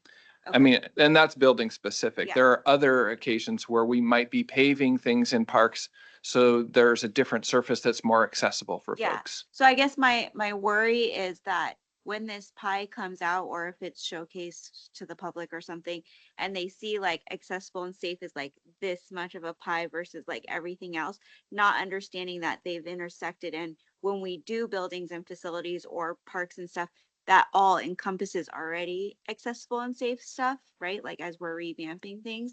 So I guess my question, and you don't have to answer this now, but is how do we demonstrate that to showcase that even though we've allotted this much stuff for this pie, it's not, we're actually not spending this little piece just for accessible and safe, but that we've done a lot. So my thing is like, maybe when we think about how we allocate it, if we like revamp Harmon and we made sure to design, or like our pickleball courts, and we made sure to design the entry and all of that kind of stuff, like that will need to go into the accessible and safe so that like it's given, it's showcased what we're, the intention that we're doing. Yep, that's totally fair. And we can try and clarify that a little bit more. Another piece of the accessible and safe is literally safety improvements. Yeah. If you've been to schools in the last few years versus maybe 10 or 15 years ago, you've probably noticed a number of changes so that access is controlled in different ways so that it's safer for folks once they're in the building. We would be making some of those type of improvements very specifically. Yeah, I totally get that. Yes. Yeah. I definitely get that. I just want to be cognizant of if somebody like looks at our pie, and we've had like disability justice and stuff is on our thing, and then we're saying like your pie is this big, but that's the specific project we've done just for that, versus we are doing that in everything else that we've done. So I guess that's just my. Great. We'll keep that in mind. Yeah. I'll add my comments about this particular section. So kind of working from reverse order, I haven't personally heard a lot about dearth of connected trails and things like that. So I guess that would be the one I'm first look to is like, I don't know.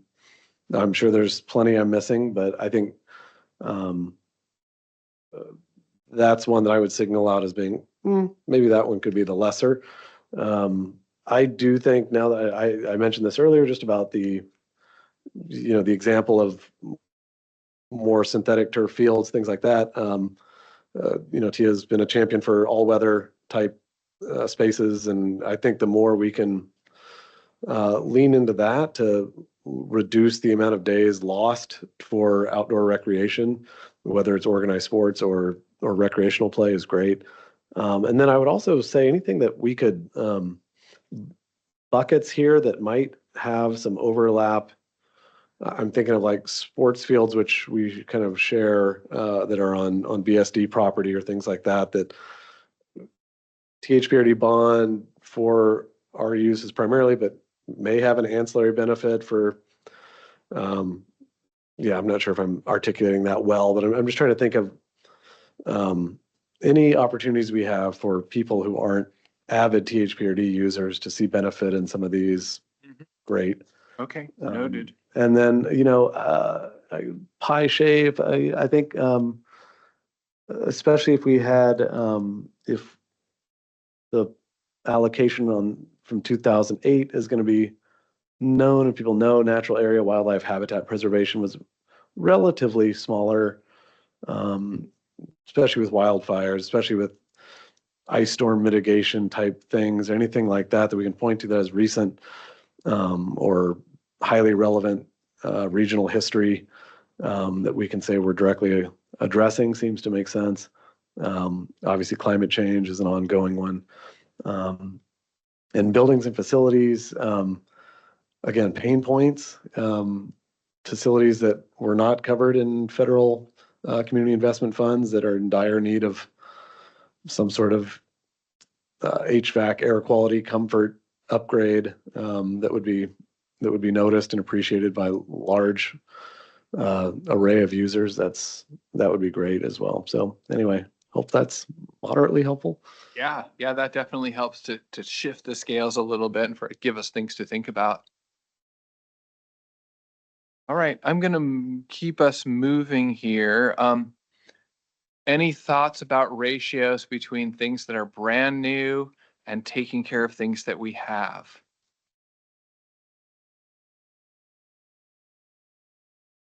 I think I'll go first. I think when people approve a bond, they need to see a lot of change for them to feel like their tax dollars is working.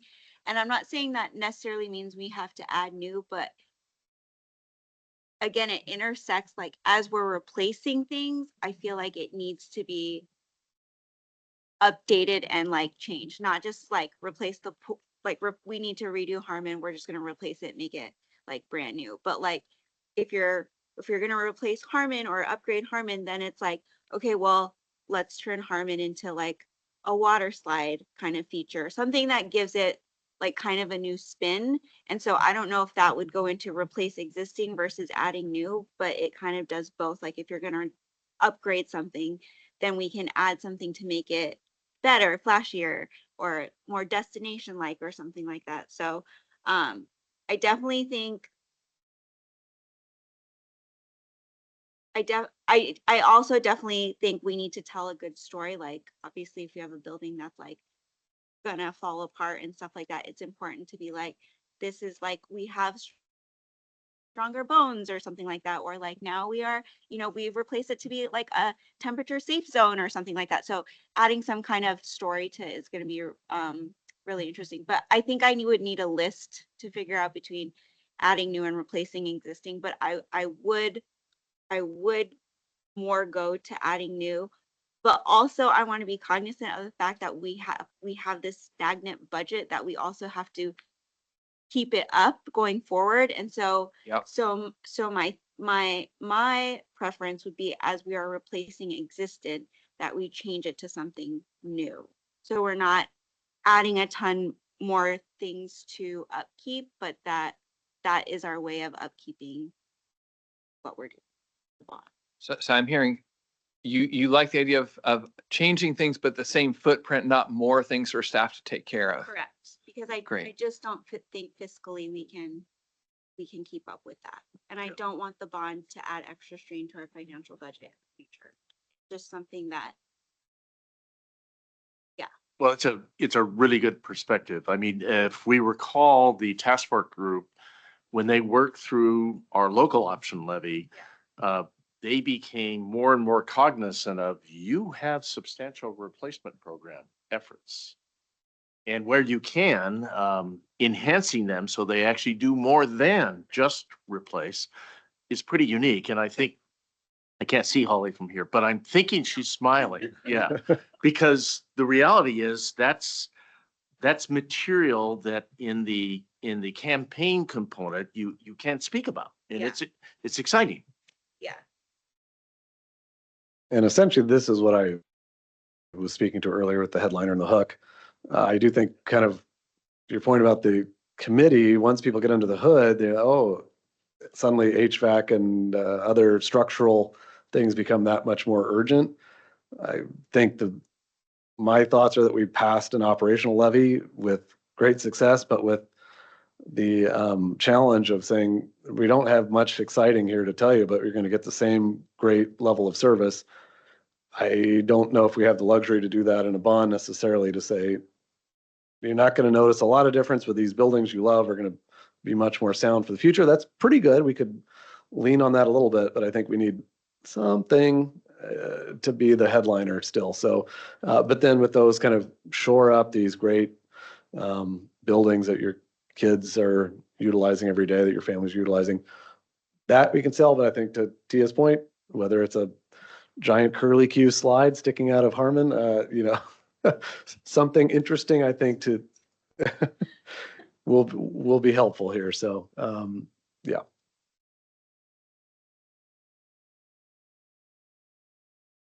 Miles, I think I'm going to stop hollering. Can we just agree? If you've got comments, raise your hand. I'm watching the teams and I thank you. I even see your thumbs up. Groovy. I think I sit squarely right there in the middle of how the shading comes together. Okay.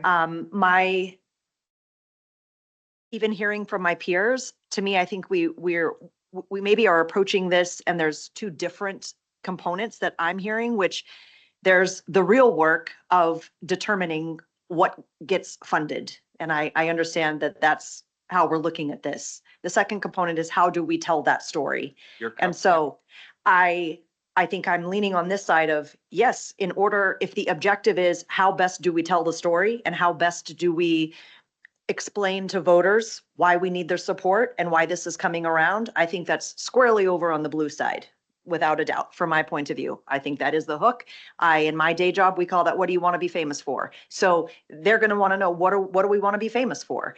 And that's not for an oil change, right? I look at replacing existing is like, you need to do that maintenance and you should be every 3,000 miles changing your oil. And there could be some negativity there of perhaps a perception of why weren't we able to better care for things? And why are they in a quote unquote state of disrepair now? So I'm mindful of there's narrative and then there's what we have to do to execute the plan. And so I think narrative, I'm all the way blue. Execution, I need more details, but I think it will be a nice blend of both. All right, great, thank you.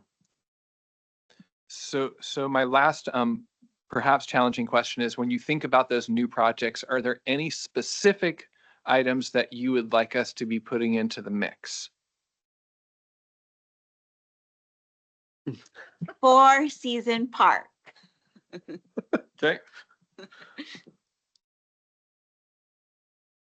There's been some conversation about community center type spaces or spaces that can be used more broadly. How exactly and what the specs on that, I'm not personally totally clear on, but some sort of, I don't know, maybe you have a better idea of what it might be, but something like that is one that has been broached to me, has been brought up. So yeah, where I think we mentioned last meeting, a destination type park. We've seen pretty good success with neighbors to the west and to the south with big splashy new parks. Where might that live in a current footprint? Because I am in full agreement with Tia on expanding radically into big new spaces and things, tough to justify a little bit. So, but yeah, I would have to think more, but I think I am starting to, as more I keep opening my mouth, of like extending the time for play is something that you can sell. I've personally had a lot of youth soccer games rained out and stuff like that, that if those are able to be played, the better for all involved. If I could add as well, very uniquely, I mean, there's the additional component when you go synthetic, you do gain some value, unfortunately, on the future replacement list. But what you also gain is greatly reduced maintenance and much longer play. It's like 4 times the amount of play than a regular turf field. So there are pluses and minuses to that concept.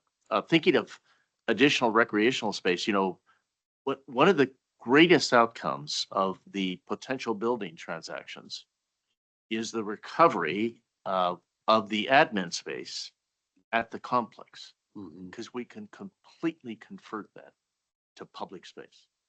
It's a great outcome. We have parking galore, we have restrooms, some of those critical items. I don't know if we have a good place for it, but I think if we had a really good outdoor, just covered open area that can be used for multiple things, whether that's like heat shelter-ish or from shade or weather, or a space where the community from outside can congregate and like host things outside. I think that would be really interesting. If you want to put a little playground in the corner that's covered, that kind of satisfies everything. Okay. Kids can come ride bikes under it, even in the rain. You can practice pickleball or something but it still keeps you in the outdoors. Yeah.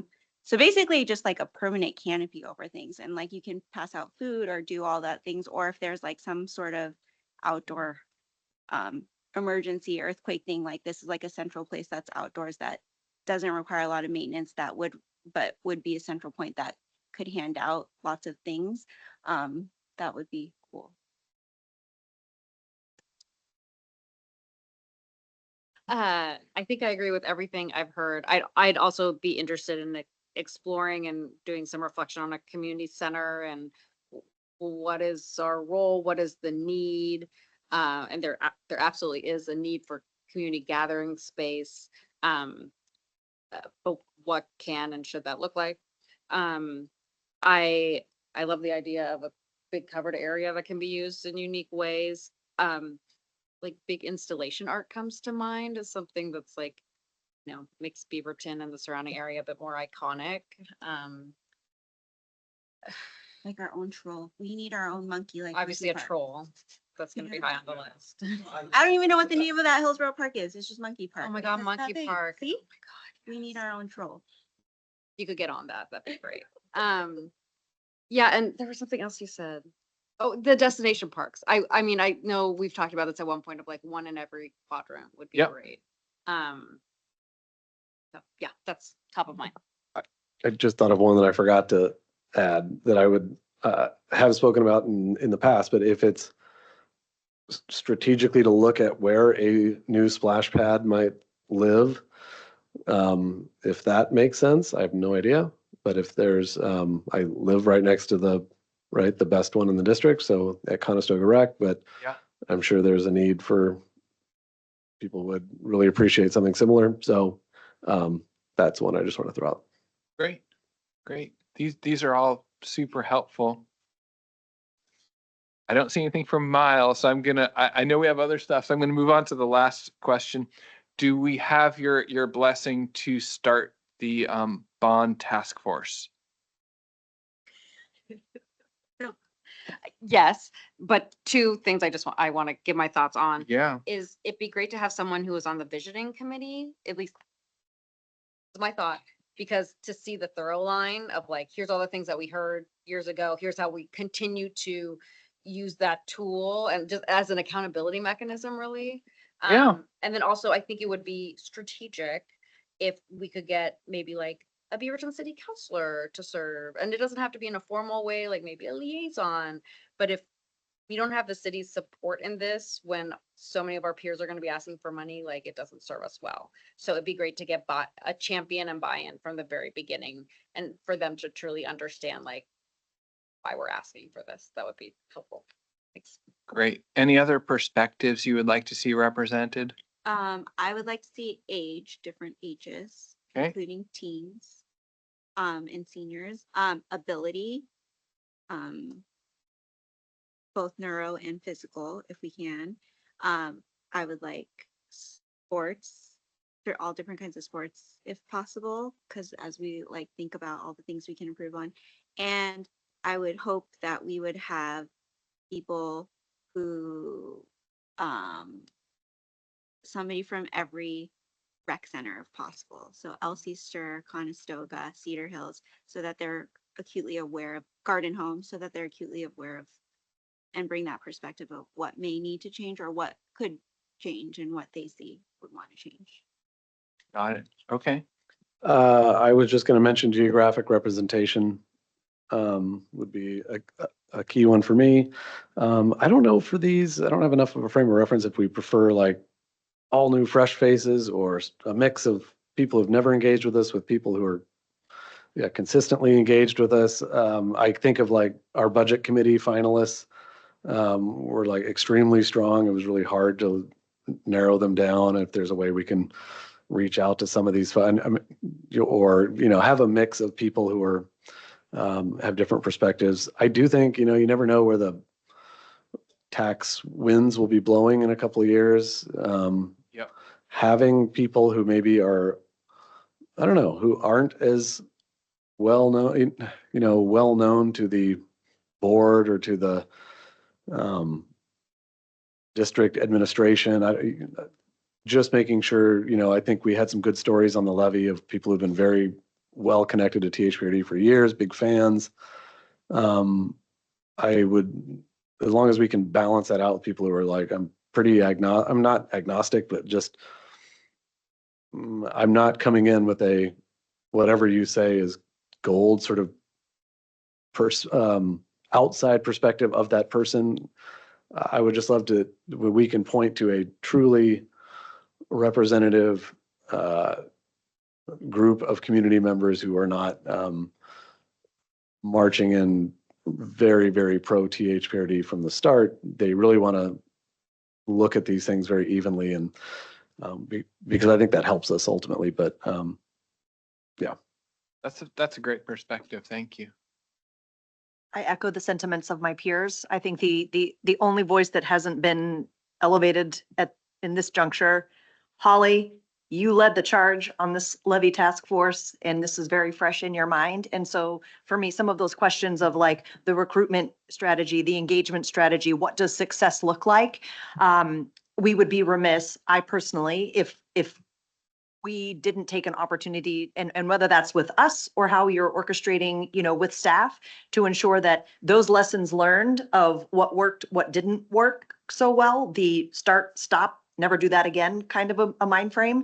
I think I was privy to the burden of time and energy and resources, but not necessarily the details of what made certain elements of that recruitment and the engagement with the task force successful. So simply put, thank you for what you did before, and let us use that to springboard us into this next one, and ensure that we're taking those learnings from what we just did and applying them when we go out this next go round. And I saw lots of thumbs up from you, Miles. So you are engaged and we see you. Fantastic. Well, this is excellent feedback. I will work with Doug and Aisha to figure out what we bring you next time and how to involve you at a level that is directive, but maybe doesn't get down into the teeniest details. But this is really helpful to move us to the next stage. I know it's probably without saying that we'll do it anyways, but I want to also make sure that the group is very diverse. And I don't know if you want to outreach to all the partners that we, community partners that we do different events with, but I think sending that out to them and having them be a part of that would be great too. If I could, just to be perfectly clear, Lulu and Chelsea and I are on this project team, and Chelsea, who will be up here in a second on the 70th anniversary, is going to be doing a lot of work on the bond outreach for us. And we helped write the RFP. We were part of the selection process. We'll be leading the recruitment for the planning division on this. So we're fully integrated and playing a much appreciated supportive role this time around, but an active supportive role. So same communication strategy on recruiting task force members. We were actually in a meeting this week looking at last cycle's flyer. What did we like about it? What would we change? What was our marketing plan? How did we get these awesome people? So we are absolutely doing what you said. And I was just sitting here, like sitting on my hands. I don't want you all to feel the burden of finding the hooks. Remember, that's what the polling is for. And so there might be 100 reasons why something's a good idea, but there are 3 or 4 that we're going to talk about a lot. And there might be some reasons that you're like, Holly, why are you not talking about that? Right? Last time, we know voters are older. Voters swing to a certain demographic. I, in my magic 8 ball, was like, we'll be talking about senior issues in this levy. Oh, no, we weren't. We were talking about restrooms and trash in parks, right? That's what they wanted to hear about, trash in parks and restrooms. And then after school programs, and then preschool programs.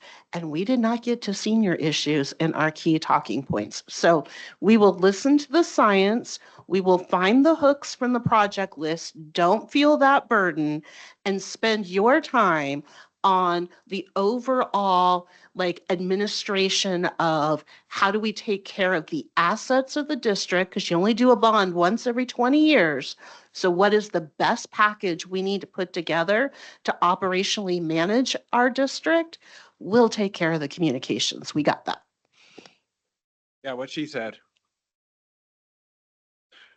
Excellent. Thank you, everybody. Okay, thank you, Bruce. Appreciate it. Okay, I think up next is Chelsea. I'm excited to talk about our birthday.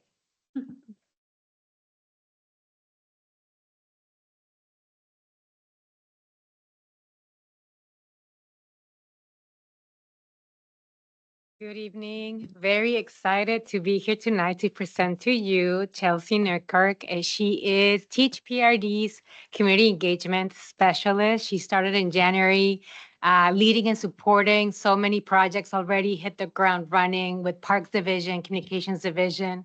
One of the big projects she's going to be collaborating in is Bond. And another resource that she has created for us is celebrating 70th anniversary. And with that, I pass the microphone along. Thank you for the introduction, Lulu. And hello, everyone. And thank you for the invitation to present today. Today, I'll be providing an overview of THPRD's 70th anniversary activities and sharing an update of what we're up to.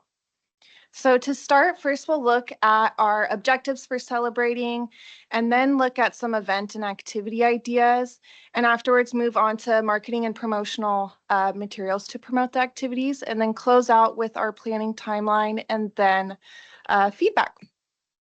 So to start, we have 4 main objectives for celebrating our birthday. The first is commemorating 70 years of service to the THPRD community. Next is engaging diverse segments of the community through events and activities. And third is honoring past and present volunteers, staff, and partners for their contributions and celebrating patrons. And last is fostering connections within the community, looking both back and forward. And so next I wanted to highlight just a few event and activity ideas. And rather than having a single large celebration, the intent is going to be focused on creating ongoing opportunities to promote engagement and reflection. And so some of the ideas that we're going to look at tonight are organized under these 4 themes. And to start, this first theme really focuses on building community relationships, celebrating THPRD history, and engaging diverse groups in shaping the future. One idea I wanted to highlight here is intergenerational community engagement, specifically a gardening project. This is one of my favorites, and this could look like children, families, and older adults getting together to plant native species or design a community garden. And this next set of ideas focuses on promoting wellness and physical activity, with some activities having special promotions to motivate participants and increase engagement. And one idea I wanted to highlight here is hosting a fitness trail or a fitness activity or a group walking tour that celebrates key landmarks and features of the parks that would encourage participants to learn more about the district and its history. And this next set of ideas celebrates cultural diversity and creative expression and showcases THPRD's support for arts and cultural history. And one of the ideas here is around art exhibitions and having a community art contest. And this could look like encouraging folks to submit artwork that reflects past, present, and future THPRD. And lastly, this next set of ideas under this theme encourages exploration of our many parks, trails, and programs. And one of our favorite ideas in this list is the THPRD Parks Passport. And you can think of this sort of like the McMenamins Venue Passport, where it encourages participants to track their activities in the district, learn more about each park's unique features, and also engage with the district's history. And this next slide, I just wanted to show a brief snapshot of just some of the activities that team members are planning. Some are being planned right now and some are already on our calendar. And I wanted to highlight a few on the list. One that's really fun is Lap and Cap. So swim 70 laps and receive a 70-year anniversary swim cap, or 70-cent Halloween open swim, and also planting 70 trees for 70 years of THPRD. And these are just a few, there's more to come. And next we'll look at our marketing and promotional materials. So we have the really fun retro logo, 70th anniversary logo, which we saw on the first slide. That's also on the sticker there in the center. And we'll be using this logo on all promotional materials moving forward. We also have posters and monitor slides and also some hashtags to track and promote activities throughout the year. In addition, we have that sticker here on the left. We'll be sharing those at different events, and we'll also have lanyards for staff available. Those are coming soon. They're on the way. And for some of these different activities that offer promotions or prizes, we're recommending in-kind prizes, and there's some ideas listed on the right there.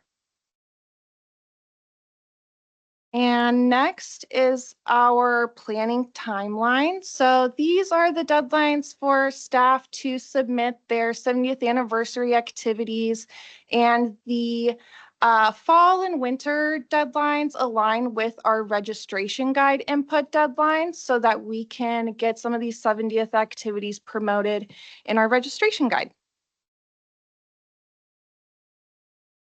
And this is my last slide. And so to close out, I just also wanted to add that we presented these ideas and our information toolkit that has all these ideas as a resource for staff at the last Joint Advisory Committee. And they shared a lot more, even more ideas, which are in this live document that we have for staff. And so with that, I'd like to open it up to any feedback or suggestions. Love it. This is great. Just some kind of kudos, things I like. The Parks Passport is something I've been hearing from people for a very long time. And I usually remind them that we have over 100 parks, but doing that would be logistically very overwhelming. And I'm so excited to see what you come up with. This is great. I also, I put a heart next to free admission day for Newt Day. Heck yeah. And then a talent show. Oh my God, these are great ideas. So yeah, I'm excited to get to engage and celebrate the district. This is great. Thank you. I love the branding, love the fun you're having with it. I totally wrote down the Feliz de Monteblanco honorary parks passport. I'm just kidding. Maybe just a statue that you give of her. Yeah. If you hit every single park in the district, you get a little gold Monteblanco. No, this is wonderful. And I think you've got a lot of great ideas of how to get people involved in a lot of different ways. And please think of the board as your willing ambassadors of enthusiasm, I would say. So thanks. Why, but the 70-cent like open swim thing stood out a lot. So I'm like, why don't we do more 70-cent things like 70-cent workout, 70-cent, I don't know, basketball, like teen nights, 70 cents to come to play all these things at the athletic center. So I really like the 70-cent thing. Just like touches you. Love it. Appreciate all of the goodies. I think, I know you just told me to set down worrying about the hook. But just give me some grace that what I love about this as well is I think it is starting to tell the story and the timeliness of this and to, I think at one point we had said like, this isn't a big moment that we're doing a celebratory, today is the day and let's mark it on the calendar and it's one and done, that we're taking this sustain approach and having these different tentpole moments that are popping up. Really helps, I think, drive that community engagement and presents THPRD in a celebratory way that I don't think we always toot our own horn and tell that story in many different, again, how are you experiencing the district? And so what I love about all of these ideas is you're meeting people where they're at in the ways in which they're experiencing the district. But, oh, by the way, we're celebrating our 70th. So just kudos for the thoughtfulness around it. Excited to see these ideas come to fruition and keep up the great work. Thank you so much for the feedback. Do y'all need anything else from us? Okay. Mr. Menke, anything? Okay. Aisha, before we adjourn, thank you for listing the upcoming events on the general manager's report. I really appreciate it. Came off camera just for you. Okay. All right. For that, folks, we are adjourned. Thank you.